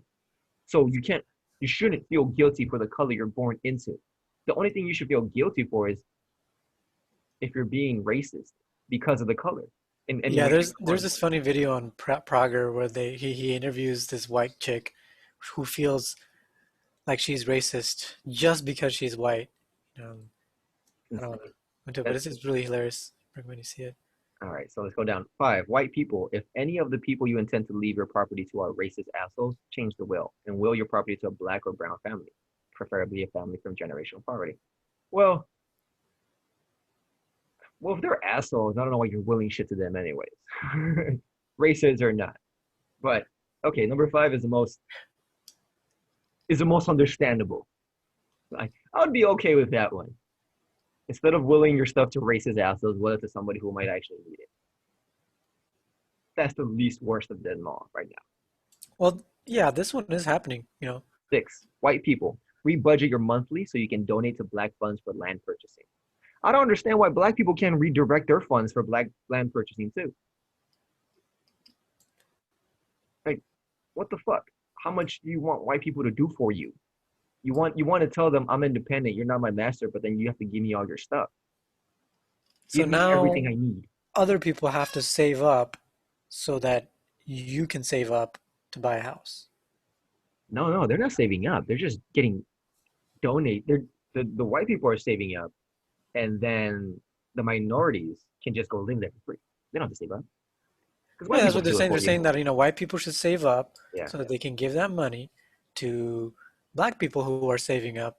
this is this is bullshit. This should be one. This number should be for black people or for any Yeah. minority or any community at all. This is the idea that I have of getting your community together and funding things together. This is great. Your community should get together, whatever color, race, creed, ethnicity you're from, religion, whatever, who cares? Your community should get together and do what your community needs to do to survive.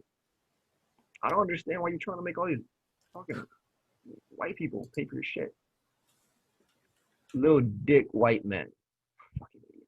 All right, what's number 7? Go up. Oh, 7 isn't there. Um, then the racism dial somehow finds a way to get turned up even higher. Helm, while making several stereotypical and offensive claims, urges white people to get a racist fired. White people, especially white women, because this y'all specialty, Nosy, Jenny, and Medellin Kathy, get a racist fired. Y'all know what the F they be saying. You are complicit when you ignore them. Get your boss fired because they racist too. That, I mean, that just seems like a human resource policy thing. That I have no idea what the fuck they're talking about. Racism and sexism, all those are not really allowed in the workplace right now. Is this really written by the co-founder of a freaking movement? Bro, have you? Yeah. Jeez, man, I can't believe this. I mean, I can't. I mean, she's a nobody. Like, literally is a nobody. So yeah, Man. she's just a person with opinion. In my opinion, she's helping to fund this and get money from Soros. All right, go up a little bit. 8. Backing up number 7, this should be easy, but all those sheetless Klan Nazis and other low D white men will all be returning to work. Get the ass fired, call the police even. They look suspicious. There should be a penalty for calling the police for no fucking reason, though. There is. There's a Oh, service charge, I okay. think. Like this chick in Florida organized a BLM protest, and she got like billed for it because the police had to patrol that area. Oh no, that's different. I'm talking like just calling them. Like if you call them and just Yeah, I think there's like a utility charge or something. okay. I'm not sure Yeah, if that's only for ambulances. yeah, if you call them and they respond and there was nothing, or you were fucking lying, you should be held accountable. And white, should be all races should be held accountable. You shouldn't just call the police because you want to call the police. You need to have a reason. Enough of that. All right. Okay. Number 9. Okay. Backing up number 8. If any white person at your work or as you enter in spaces and you overhear a white person praising the actions from yesterday, first get a pic, get their name and more info. Hell, find out where they work, get them fired, but certainly address them. And if you need to, you got hands, use them. Wow. White person praising the actions from yesterday. I don't know what the actions from yesterday is. When was this published? I think this is talking about some sort of Kenosha. this is August 24th, Oh, 27. 2017? It's 2017. Does BLM was really there? Yeah, BLM has been there for a while. Oh, okay. Wow. Yeah. Wow, 2017. Okay, This so I is don't know an what the hell the old actions ass. of yesterday are. Okay, so we're reading a very old list. Maybe they have an updated list with other stuff. So let's go up to number 10. Commit two things. Commit to two things. Fighting white supremacy where and how you can. This doesn't mean taking up knitting unless you're making scarves for black and brown kids in need. And funding black and brown people and their work. I mean, the second part of that, yeah, you should invest in your local community. You should shop local. You should create local businesses and support them. Great idea. How do you fight white supremacy, bro? This is the Well, yeah, biggest problem. with their dollars, yeah, that's fine. Everyone should be able to support what they want. I think the free market Right, will right. automatically correct a lot of problems. It's true. I mean, yeah, I support you. protesting But and getting money yeah, all the time, all the way.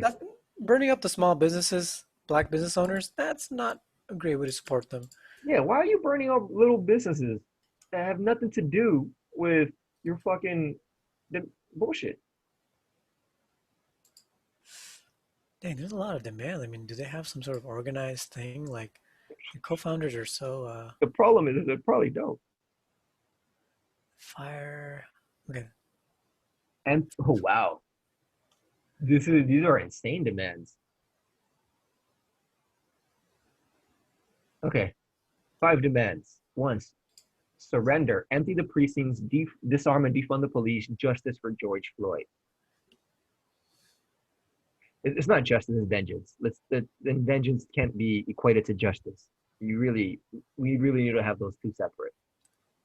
yeah, they found out that he actually had a overdosage of fentanyl or whatever, and he was gonna die anyways. Yeah, fentanyl's a fuck drug. Um, don't do that. Stand down. Number 2, stand down. End curfews and road closures. Withdraw the National Guard. Uh, Withdraw the National Guard. from Ah, okay.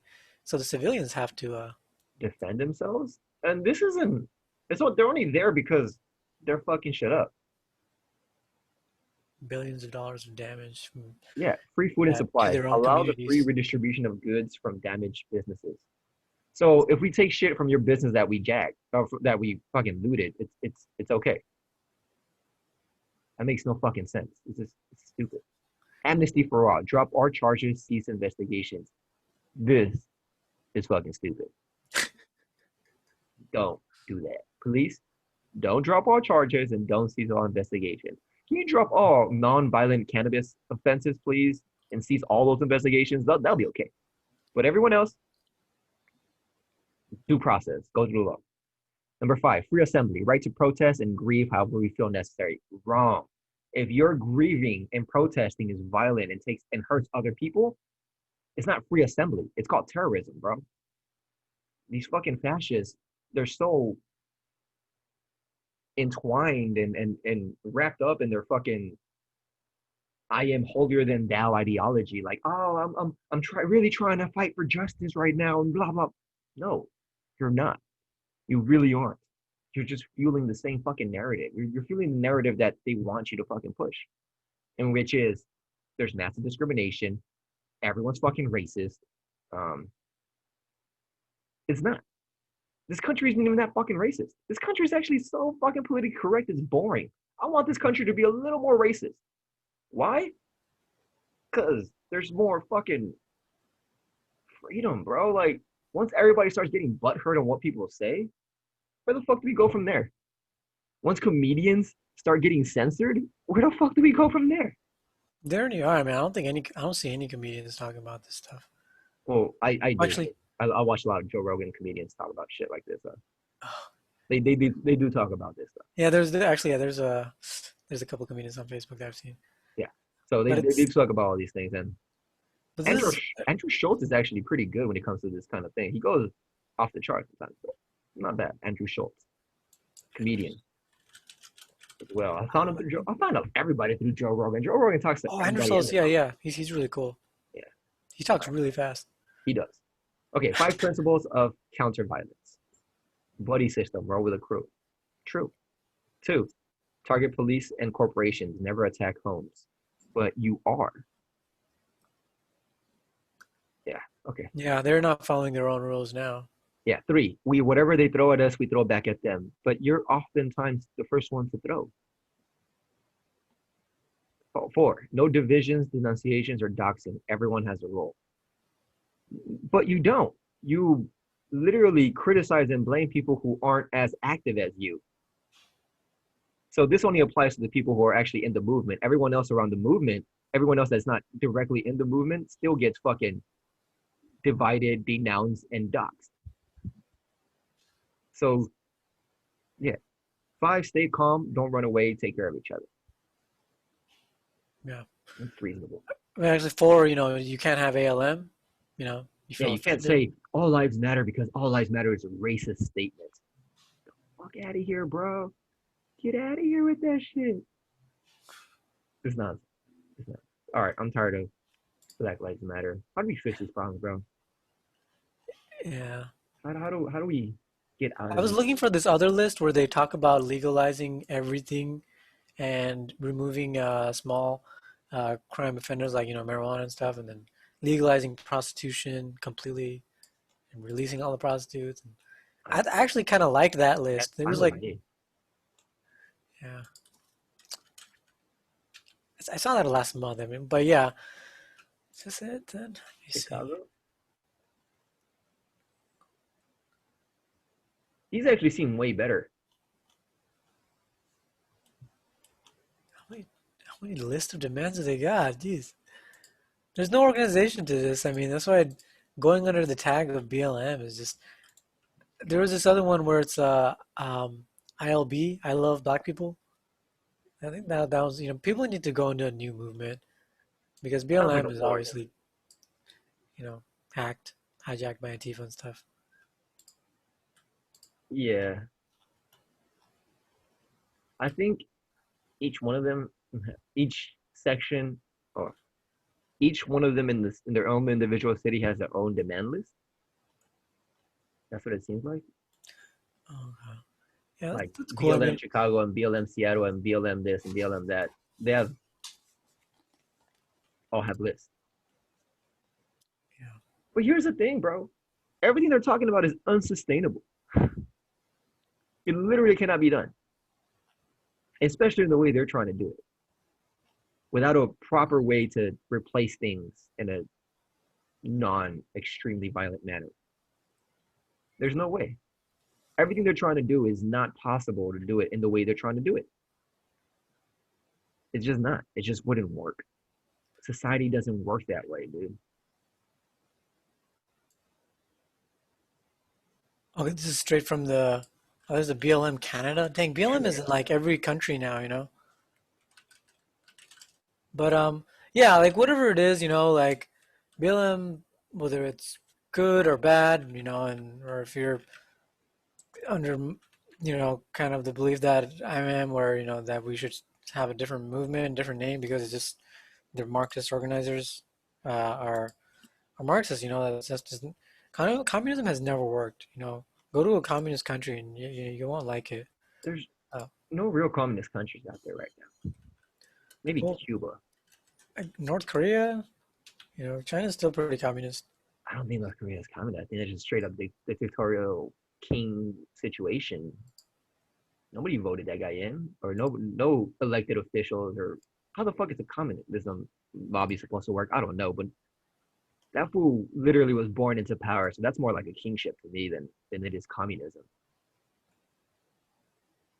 Racial injustice, police brutality, criminal justice reform, black immigration. What's black immigration? Economic injustice, LGBTQIA plus. What does that mean? I forgot. I think the Q is queer, and then I Queer. is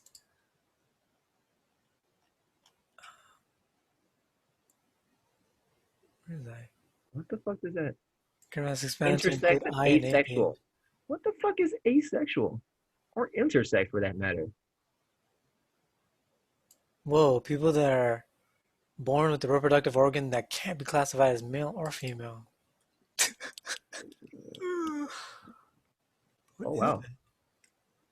And A is just asexual. Those who are just What's asexual? They like themselves? no, just like people that don't, they're they're Oh, mononuclease. they're What don't. do you call those cells that like divide by themselves?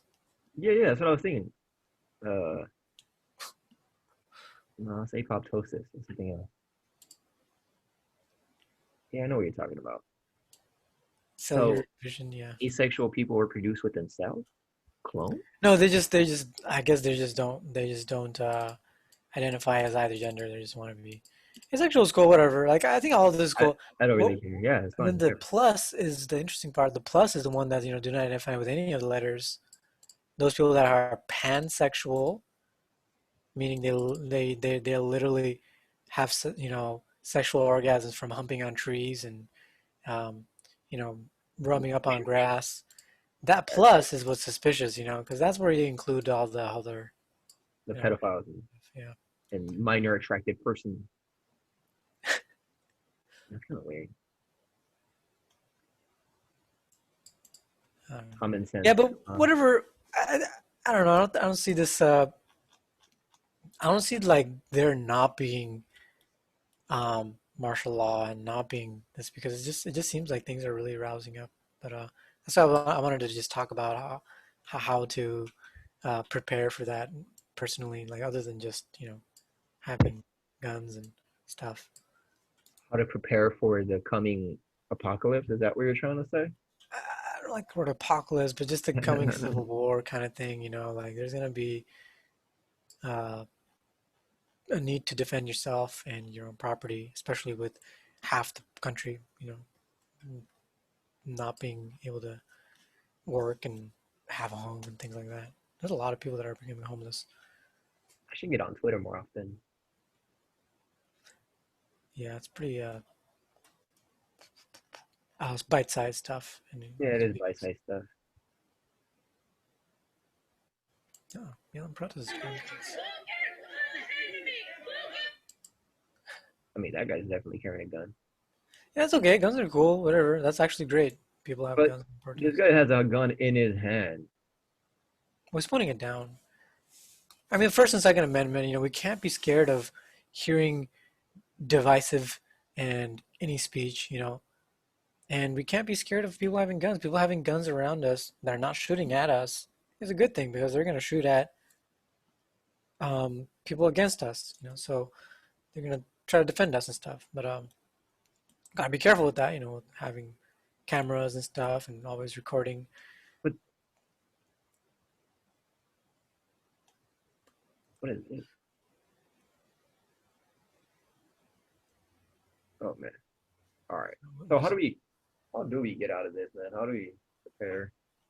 Well, if you're in an apocalypse, you want to hear when the shit hits the fan, you think it's gonna be better here than other countries. I think it's gonna be worse here than other countries.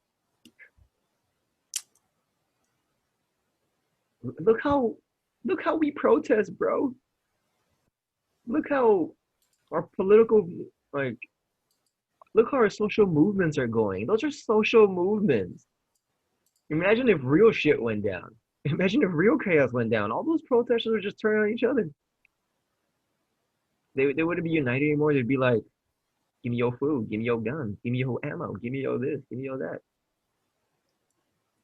Yeah, if the shit really hits the fan, I think America is fucked. I don't know how most of us will survive.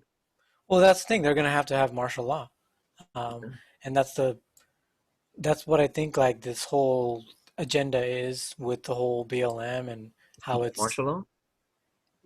yeah they ultimately want to bring in martial law. I mean, because BLM's been active for a long time. It's only now that they've really now that people aren't obeying COVID as much, and it's getting tough to lock down people, and it's going to be tough to get people to take those vaccines.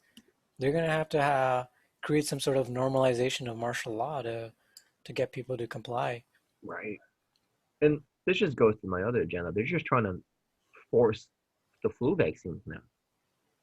I honestly don't see the COVID-19 vaccine being any different than any fucking flu vaccine they've ever come up with. I don't see it being any different. Like, I wouldn't be able to know if it's any different. Supposedly, some people will be like, "Oh, this is gonna instantly make you infertile."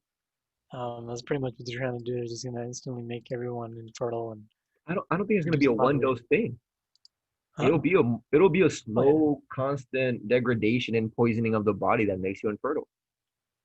The first shot will make you infertile, but after 10 years of taking shots, you will not be able to have kids. And once you start giving it to kids, that's when you stop the next generation from coming up. That's how you actually control the population. This is a very easy way to control the population is to get everyone scared into taking their flu shots so much that we continuously pump out one, two, three flu shots a year. And whatever the hell's in those flu shots, who the fuck knows? I mean, a lot of people do know, but we really don't know. They can be putting anything and saying it's something else. So yeah, if they really want to go ham in the United States, I think the United States is gonna be another Germany, bro. We're following similar agendas as Nazi Germany.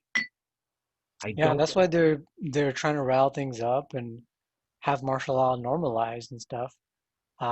Because once it's normalized, then the government has the tools to implement all the other stuff unrelated to BLM. Because then they can drag people like you and me who disagree, and even when they have the whole, people have been vaccinating for many months and a year, and people are still not agreeing with it, they're still not compliant. Oh, we gotta take some people to re-education camps, and um, people are gonna have to board up in their house and ignore the cops and stuff, and that's the people that can actually um, do so without going to work. A lot of people that disagree with it are going to actually still have to take it because um, they have to go to work, and they have to if they link it up to like the banking system, so that you can't even bank if you're Right, non-compliant. right. It's all connected. All these things are connected, dude. But yeah, But I'm yeah, pretty sure BLM and all this stuff is going to totally go away once. oh, of course. Once they stop getting money from the people who want it to keep going. Otherwise, why haven't this BLM stuff has existed for years? Why hasn't it been? Why have I never even heard of it in the past Click years? on donate. I've heard of Black Lives Matter. I think it was like 2016 or some shit like that. Go to donate. Yeah, Secure.agblue.com. Act Blue. Yeah, I what the wonder fuck is who's Ag Blue. Blue? And why does the Black Lives Matter thing go to Ag Blue? Contact Ag Blue charities. What the fuck is Ag Blue? Yeah, this is the movement that donates to Biden, right? Yeah, So if you're donating to the Black Lives Matter movement, you're donating to Biden at this point in time. you got Antifa.com. There's there's Boom, yeah, Joe Biden. Antifa.com going straight to Biden Harris is fucking insane. If there's someone that might be a troll. Like that just seems so No, fucking that's their thing. Because Antifa is, oh, we're anti-fascism. That means we're the Democrats. Even though the Democrats are the ones who like, perpetuating more, at least Obama's administration increased the number of wars and um, that National Defense Authorization Act still gets me every day. Every day I'm like, fuck Obama. yeah, very democratic of him to do all those things. Yeah, for sure. Declare the world a battlefield and make everyone a fucking terrorist. Big, big move, Obama. Big move. But yeah, so how do we get? I think it goes back to making our own community, bro. You can't just defend yourselves. It's much easier to defend a small community with other people around you than it is to defend your home against everyone else around you. Yeah. So I feel like where I am, it's kind of a Republican county. yeah, There might be a chance of doing that kind of stuff yeah. if there ever comes to be martial law. There's also not that many people. There's 150,000 people. That's a lot of people. There's half a million here in Yeah. this little ass city. So considering where you are and what you have around you, you have nothing but farmland around you. Yeah, that's So you got space. Even from other people trying to come to you, you have space. To us stuck in the cities, fuck, Joe Rogan's getting out for a fucking reason, bro. Lots of people getting out of New York for a fucking reason. There's a mass exodus of cities right now because people are realizing if shit gets fucked, cities are fucked. Have you seen the meme of like a California flag and then the bear leaving the flag? What? I can't find it. I didn't add it, but Yeah, it's gonna be hard to fucking find things on 9gag. California yeah. flag burning or something? What do you call that? Yeah, but yeah, it's just like the bear's gone. The bear's just like walking off. Sick of this shit. Sick of these fires. I'm sick of all this bullshit. Hey, who are considered people of color? Asians are not considered people of color? Word. Why? Asians outperform all other groups, including whites. There's a general belief that Asians' collective success is because Asians, on average, are industrious and have intact families and high academic aspirations and achievement. According to the critical race theory, this belief is a stereotype and a myth. According to critical race theory, the real reason for Asian success is that Asians have proximity to whiteness and are complicit in upholding white supremacy. Asians are white adjacent and enact whiteness and therefore benefit from white privilege. Holy shit. In But other I'm not. words, huh?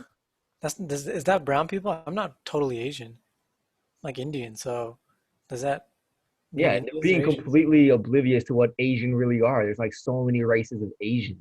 Yeah, This is idiotic. there's Asians that are completely dark, and then there's Asians that are like Yeah, whiter in than other white. words, critical race theory believes that being industrious and having intact families and high academic aspiration and achievement are characteristic of whiteness. Fucking stupid. Critical race theory is fucking stupid. No, this is not racist. As Jonathan Halt said, Asians tie our head in knots. With the language of majority minority, exclusion of the minority, and systemic racism, Asian spectacular success puts the lie to our theory. And that's very uncomfortable for us. We just wish Asians would go away, especially regarding affirmative action. We don't want to talk about that, or Asians in general. That's real as fuck. It's true. They're saying having doing good in school or wanting to do good in school and wanting to be industrious and be productive in society is closer to whiteness, so it's white privilege. This argument is fucking stupid. This argument is just as stupid as saying all black people want to be thugs and gangsters. And just because they're in that environment and yeah, well, I don't really know how the hell it relates, but it sounds to me like they're trying to blanket labels never fucking work. Yeah, I mean, I like the first paragraph where it's talking about how uh, Asians' collective success is because Asians are industrious and have intact families and high academic Well, general aspirations. belief. Yeah, and they consider that a myth, but I mean, that's a very interesting myth when it's uh, kind of true because It's true. uh, the the ones that there's definitely a linear relationship between how intact the family is um, and how much the family succeeds. And Yeah. part of the reason why the media is just totally infiltrated by those disease to uh,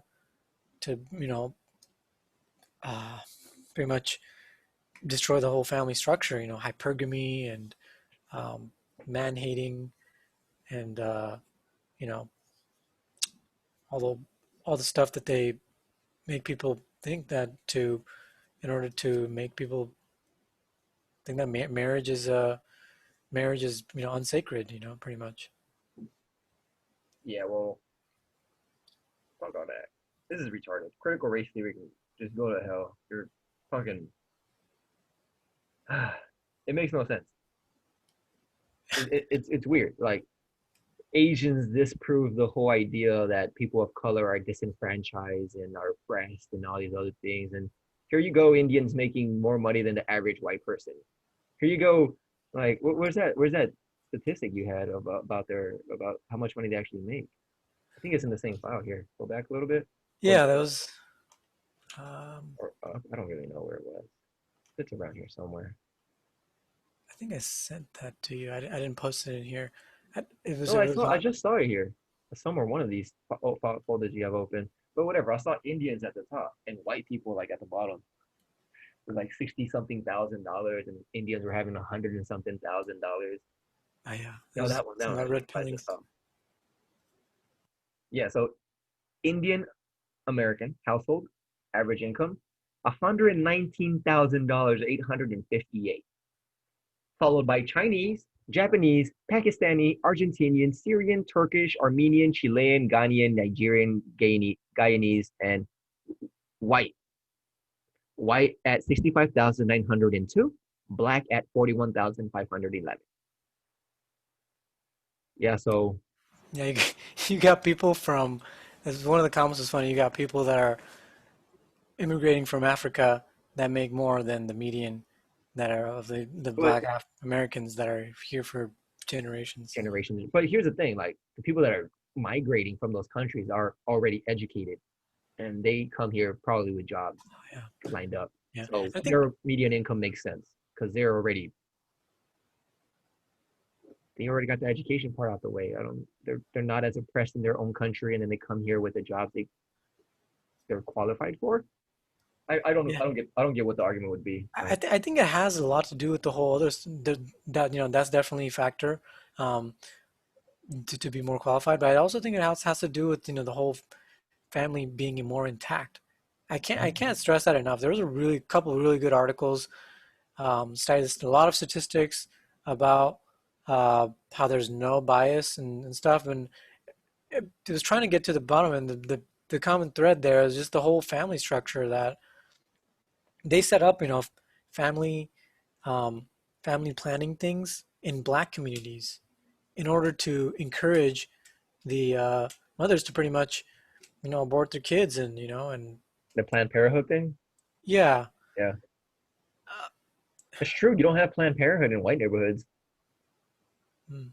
but Planned Parenthood also does other things that are all abort. Like minority of the cases of what Planned Parenthood does is actually abortion. The minority of the cases. Most of the stuff they deal with is just clinic stuff. Like there are an actual clinic. Oh, okay, yeah. Yeah. So it's But I not mean, all abortion. They are a clinic of sorts. I'm not entirely against abortions and stuff, but it's just that this stuff is related to Mm.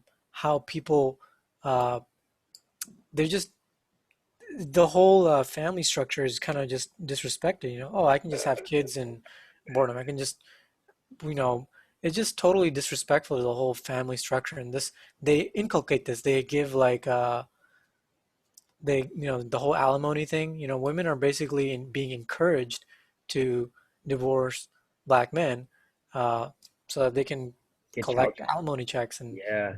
they actually make more by being single mothers than by being together. Like they basically encourage that kind of behavior. Or by working sometimes. I don't know. And that, Some of these benefits are weird. You get more money from not working than you do from working. mm.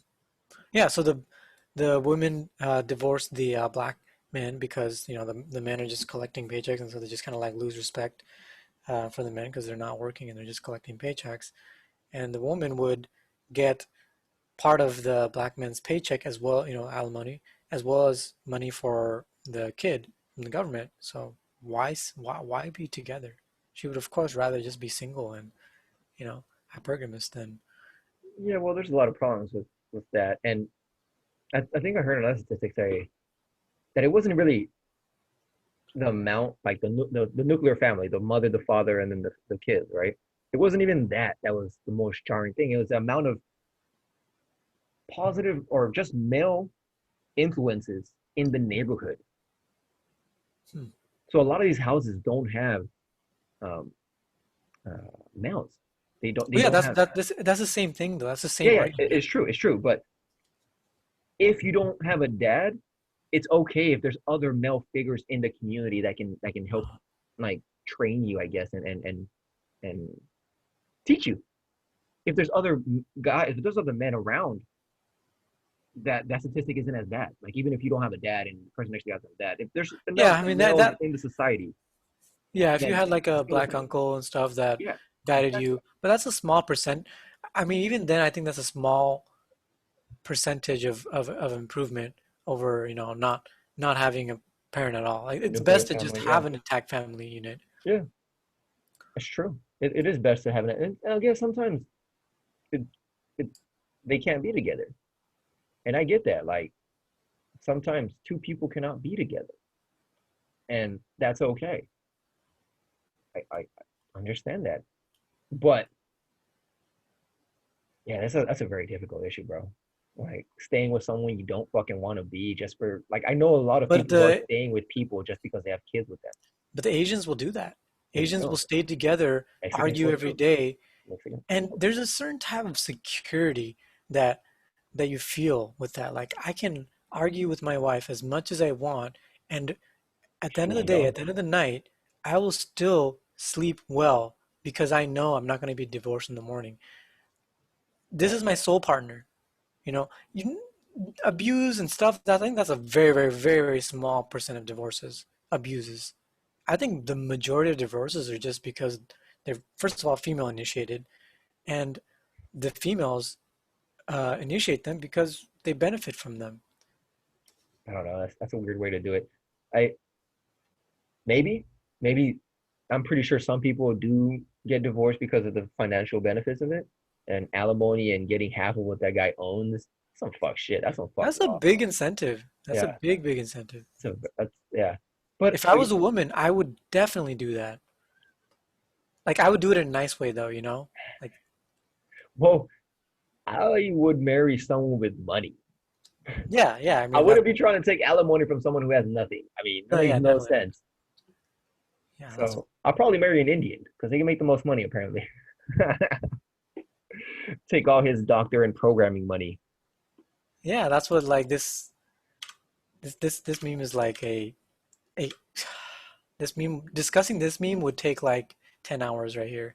Yeah, we live in a world that's made up of fake people, fake food, fake medicine, fake weather, fake news, fake history, fake pandemics, fake revolution, fake spirituality. And wonder why people hate the truth. That's real.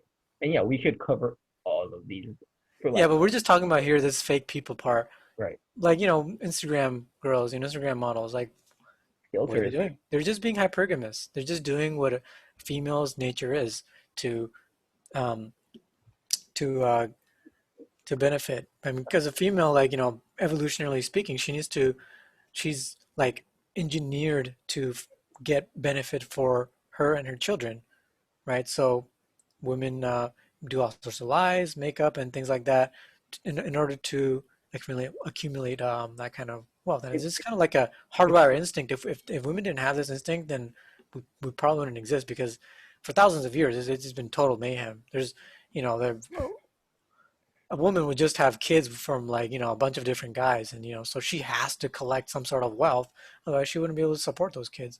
And you got the husbands, you know, running off to hunt tigers and things like that. So you know, you didn't marriage didn't exist for a long time. They did not. You know, so this whole, Monogamy you didn't know, exist for a long time. the Some female places don't have hypergamy monogamy. makes sense, like why women cheat and why women why marriage is so difficult without some kind of blind rule that Asians have to keep the family intact. Keep the family intact. I mean, well, good and bad. There can be situations where you should have just left. Um, but I don't know. You can't blanket statement that. There might be a biological imperative for women to. It's just their version of surviving. Our version Yeah, of surviving is anger and fucking killing each other. Their version of surviving is, well, it's a little more hidden than that. They got their methods of surviving, just like we yeah, have ours. socially accumulating wealth, whereas man is Well, more. there's different ways of influencing people. You can influence them physically, like we do as men, or you can influence them emotionally and psychologically, like they do as women. Yeah. I mean, men do it too, but still, women use psychological and mental power moves more because they literally are smaller than guys. You take an average woman, you take an average man, the muscle density, the bone density, the height. Men are obviously more physical beings. It's really no fucking argument for that one. But yeah, fake people, bro. There's tons of fake people. Eh, Yeah, and that's just covering the one, you know, one tiny aspect of it, you know, and yeah, you know, hypergamy aspect. But most people are fake. how are we fake as men? I'm wondering. I've been looking at toxic masculinity. What what does that mean? I understand there's pieces of shit guys who do some very overt macho bullshit, and I get that. If you want to call that toxic masculinity, that's fine. But I wouldn't call. I don't. They keep making up labels for shit, bro. They literally do. They keep making up labels for things we didn't really focus on before. And yes, there are a lot of piece of shit men who do fuck shit. But to then start blanket labeling things as toxic masculinity, just because we don't agree with you does not mean we're toxic. Just because we can't emotionally get involved with the argument like you do doesn't mean we're toxic. just because we're trying to rationalize things logically and break it down and take ourselves out of the shoes of the person who's getting offended doesn't mean we're being toxic. Sounds like you've had some sort of dumb argument Oh, I recently. have. I've had dumb arguments with females, and I'm like, there's no argument here. What the fuck is going on? Yeah, And the emotional arguments are so annoying. Oh it my makes no God. sense. Emotional arguments are like, well, this is how I felt when you said that. Like they can't prioritize like, okay, yeah, this thing is sad. How the It's hell very am I sad. supposed to? Yeah, how am I supposed to gauge your inner reactions and your level of soil in your head? Like I say something and then you take offense because your mentality is I'm thinking like this, and then yeah, like you're primed to take offense in many cases, and we're like you're just taking it the wrong way, and you want to interpret things differently than what we're trying to say. When we try to communicate, you know, that's not what we're trying to say. You say no, you're just trying to tell me what you think you're like. What the fuck are you trying? I'm literally trying to tell you what my real views and point of view are, and you're trying to emotionalize everything. You know, like this is useless. It's useless. It's a useless argument. Yeah, so like a lot of those emotional arguments, it really annoys me when people make emotional arguments when you have to prioritize oftentimes in life.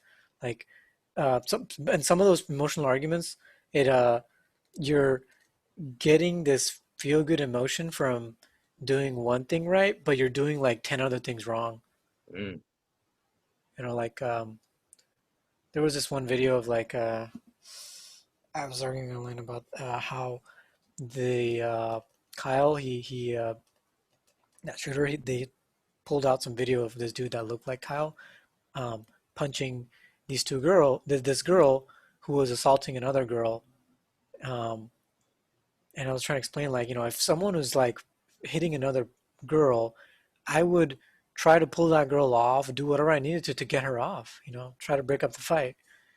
They were like, oh, If she's a homegirl, then yeah, I'm gonna break up the fight. If they're unknown people, yeah, I no, really want to get my ass kicked for unknown people. I'm I'm not that I would kind of try a guy. little bit if there was unknown people, less. But if this is a situation where they all knew each other, Oh, okay, um, then yeah, so you got to break up the fight. actually, why don't you look at the video and just tell me what do you think? Just from your like, it's like a 2 second. This is great. That sheep meme. How bad do things have to get before you decide to wake the fuck up? This is a who wants to be a millionaire question. A, quite bad. B, very bad. C, extremely bad. And D, none more bad. Wearing a mask and everything because it's yeah. All right. What were you showing me? Okay, here's the How video. Rittenhouse and his friends punching a girl. So you said she was all talking. She punched your ass. Now she look at her. She got her ass punched. Now she want to be all sad. Oh no. Oh, these said that's the whole time. This is for the fight right here. I'm just waiting to see like okay they're He's gonna arguing they're walking around the car she's yelling at this other girl the white girl is really mad at something oh and the shorter white girl just came out started talking smack oh and this other guy no that doesn't look like Kyle You gonna be the bitch though? You gonna be the bitch? He trying to be tough. Look at him. It's all white. He said, "Say it again." Oh, fuck up. let's see Punch that bitch. Oh, me, she already smacked him. all right so they're walking away they got in their face started yelling two girls are pushing okay start fighting the little small one got him and the guy in the back nah so that was kind of complicated. yeah I that just was a he complicated clusterfuck of a fight so he was but punching her to get her like off him. Oh, but then but her hair was tangled up. yeah it was a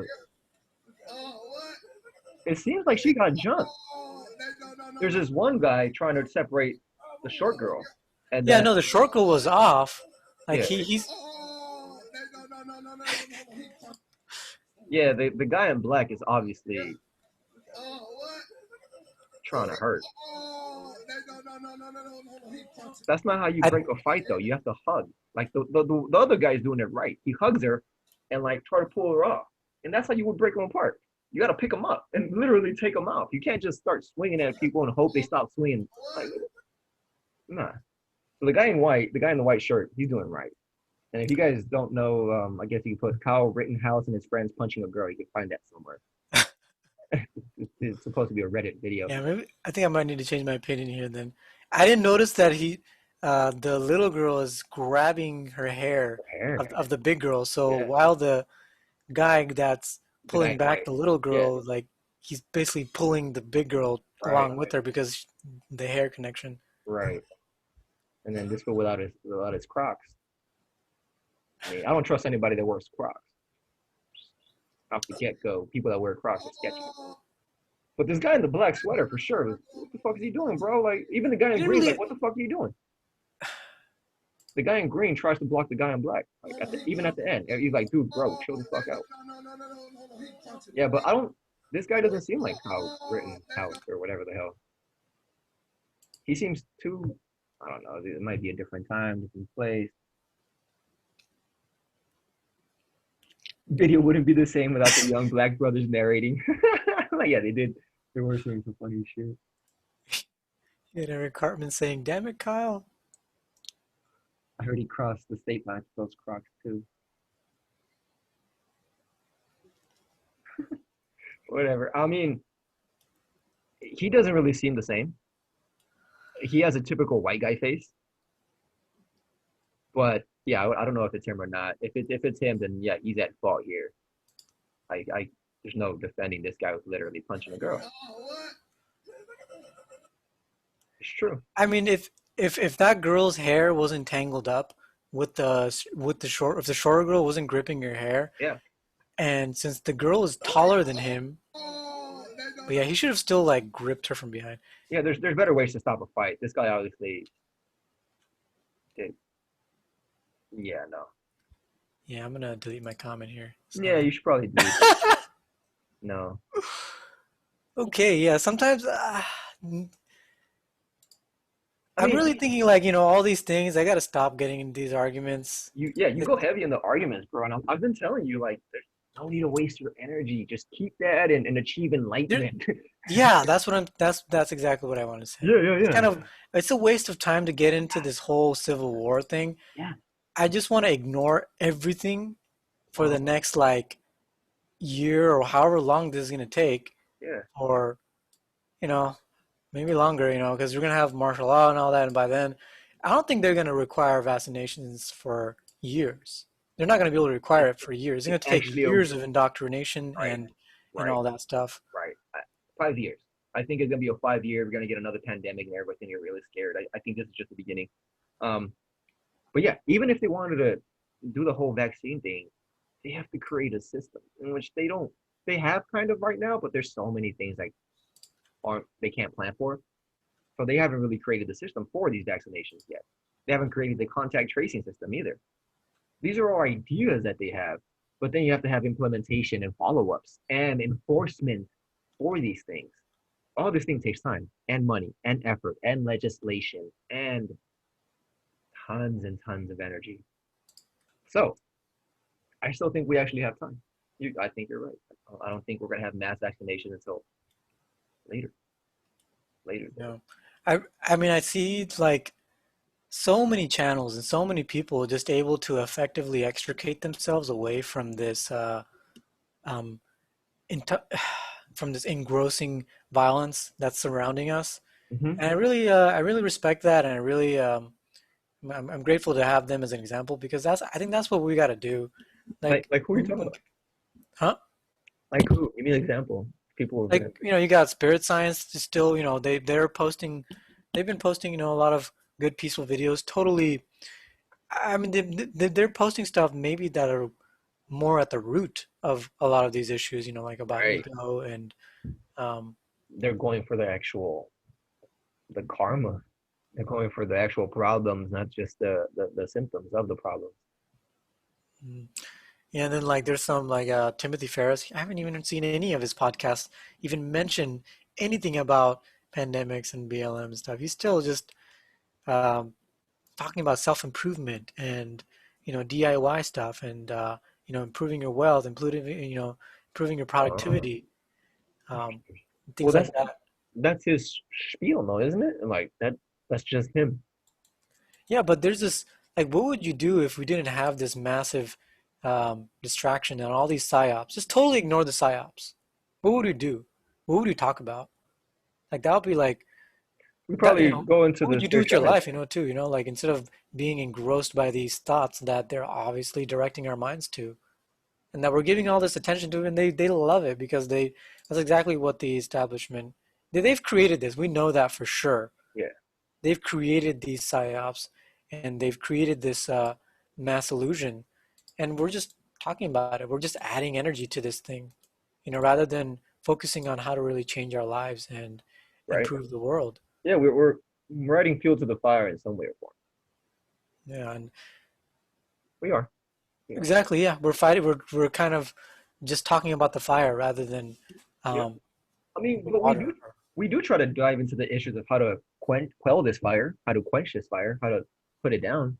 We talk about the psychology, the mentality, the fear of death. Like we do go into these things. Yeah, it's very. It's like we're kind of staring at the fire, staring at the bonfire, Yeah, talking about all this stuff yeah, related to that. So yeah, there's a lot of good concepts that you can get from yeah. analyzing the chaos. But Honestly, I don't internalize this chaos as much as I guess a lot of people do. The only thing that affects me is that the policies that they're going to start implementing. The shutdown affected me not because of the fear of people, but because I can't fucking go outside with a mask. It affected me personally. yeah, it's because So of that our attention is fixated on right, this stuff. And right. how can we really change it? And The only how thing can I we as say, the only thing I can think of is build our own community. I've had this kind of thought about that. Like the world's gonna go on. Yeah, People are gonna protest, but this is really a bad thought. It's not a bad thought, but this is kind of like a passive thought. Like people are gonna protest. There's gonna be other people protesting for those rights that we will benefit from, right, and we can work on other things right, that the right. people protesting are not going to be working on. Mm-hmm. There's tons of people working on this thing of vaccination and all that. We can share a little bit of info, but we don't need to be so fixated on it. There's tons of people that are going to be focusing on, um, our rights as civilians and, the eight that can't wait. And, we can just donate a little to that, but we don't have to make that like this whole center of our life and Right, analyze every single right. thing. But it's good to keep up on the news regarding it, especially because to gauge how close we are to the Civil War and how soon we should get prepared with our stockpiles of food and things like that. I mean, yeah, There. that's one way to look at it. But I mean, I think once we have that kind of preparation handled for the apocalypse and stuff, then we got to prepare for other apocalypses, and most importantly, we got to prepare for life, right? I mean for for spiritual life, because this is Most people just. don't. Most people don't care about that though. They should, but they haven't reached that level. Everybody's at different levels. Everybody's at different levels of consciousness and awareness. Well, that's the. But I think you and I both know that the most important thing of all the important things is uh, spiritual enlightenment and being able to. That is Uh, number one. yeah, because we having that kind of avatar-like state and things like that. There's all the things that the mystics talked about for thousands of years. Those things are real. And even if it's not real, it's up to us to work on that experiment because we think it's real. Yeah, we got to check it out. Even if objectively everyone's telling us it's not real, and we're not, we have to do that experiment. It would be a shame to lose our lives in the process of answering these worldly things and getting too consumed with worldly things Yeah, and by the time we leave the world, those worldly things don't matter anymore because Yeah, we're on a different planet or a different realm, and we yeah, didn't fine. cultivate the spiritual uh, foundation for that next realm.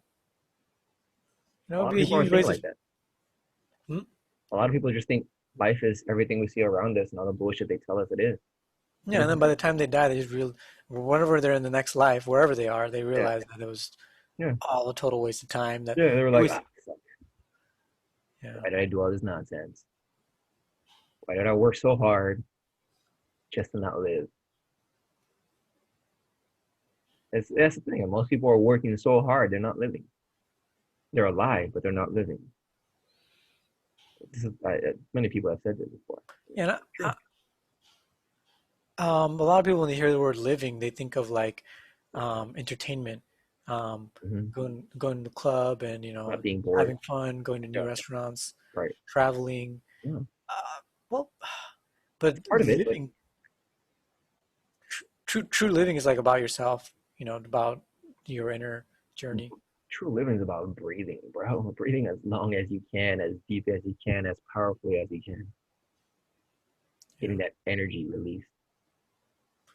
I think we're all just trying to make the biggest piece. We're all just trying to become the biggest puzzle piece we can be for this jigsaw we call reality. We all have a different. We all have a different piece, and we come in varying sizes. But we all try to leave our mark on this world, directly or indirectly. We all do. So many people just come to be a tiny piece that helps fit into a bigger piece, and many people come here to be that big piece that help move the world to the next one. Everybody's at different levels. So even the thing about you or us being more aware, we're all just at different levels. Your level of awareness for something is my different than my level of awareness for something else. Even if we're at the same level in spirituality or whatever, we still have different levels and different things and different things we like and want to figure out. I think curiosity runs the universe. I don't think it's love. Love is a part of everything and it's great. I love it. But I think curiosity and the what if, I still think that's a primary moving factor for this reality. What if? But yeah, man. I'm gonna have to get going pretty soon. I have to go take a shower and such. But yeah, how do we end this, man? How do we get out of this mentality? How do we get out of this possible civil war everybody's trying to fucking the left is apparently trying to shove down our throat. There's a good image of that actually. For real. I have that here. Uh, but yeah, there's definitely You have to grow up. that image. Is it? Uh, yeah, there's like there's a good image of like basically the left shoving down a book down down her throat. It was a funny image. I'm not sure where I have it, but yeah, I think definitely we have to get ready and oh, here it is. Yeah, that's literally that looks like it. Yeah, so you got Soros here. You can barely see his leg. You got the media, and then you Soros is have helping the media shove BLM down your throat while the Democrat donkey is holding you sitting down. Like, so they're force feeding you this BLM shit. Don't buy it, people. Don't buy it. All lives matter. Black, white, Asian, Hispanic, yellow, green, blue, purple, all of them. but yeah, my short summary for your question is just be uh, be prepared and um, just inform and and be peaceful Yeah, and get ready for so let's just all be prepared. That's the yeah. first thing. And then step two is just live your life for your death. What do you mean? Like that's what you should do anyways by default. Like live your life for your death. If you were gonna die, like I don't know, what's a short enough time frame for a person to feel uh like it's a urgency. Some people a year is a very short amount of time. Mm, Some people a year is a really long amount of time. But whatever amount of time that is, just think about that. If you only had like a year or a month to live, like what would you do with your life? So create a sense of urgency. What kind of experiments that you need to undertake, and what kind of things that you need to do with your life should you get to work on? Yeah, Just on that stuff. Don't be like too consumed with the whole arguments on all this stuff, and go for work towards those things that you need to work on. And but yeah, definitely be ready for stockpile some stuff, and get your guns. definitely, yeah, because we're gonna be we Yeah, have to be so the right, as the news shows us now that we are basically being pushed to be the police. We have to be the police now apparently because the police are not so appreciated. Um, and then they're only police are like mainly protesting. They're It's only a matter of time before they come into people's residences, I think. they're already doing it in Australia and other places. They're already knocking you, and China already has.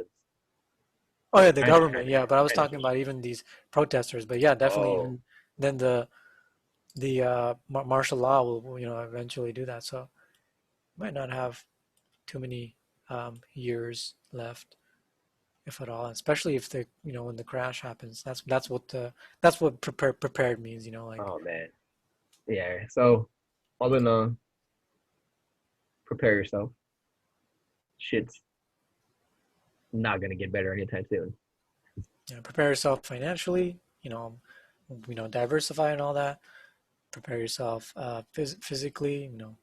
Guns, Gotta food, start water. working out. Start working. Yeah, yeah. Get my cardio up. That's the only thing Kyle fucked up, and he didn't work on his cardio. Like he needed a couple more miles in his backbone so he wouldn't have tripped. But again, he's lugging around a bunch of shit. I'm not surprised he fucking tripped. I would have for Yeah, sure he had tripped. that med kit around his waist, and Yeah, he did have a med kit and everything. So yeah. Well, prepare yourself, people. And yeah, man, until next time, bro. It's been good talking to you. yeah, man, it was great talking about all these topics. Peace. Yeah, for sure. All right, man. Catch you next time.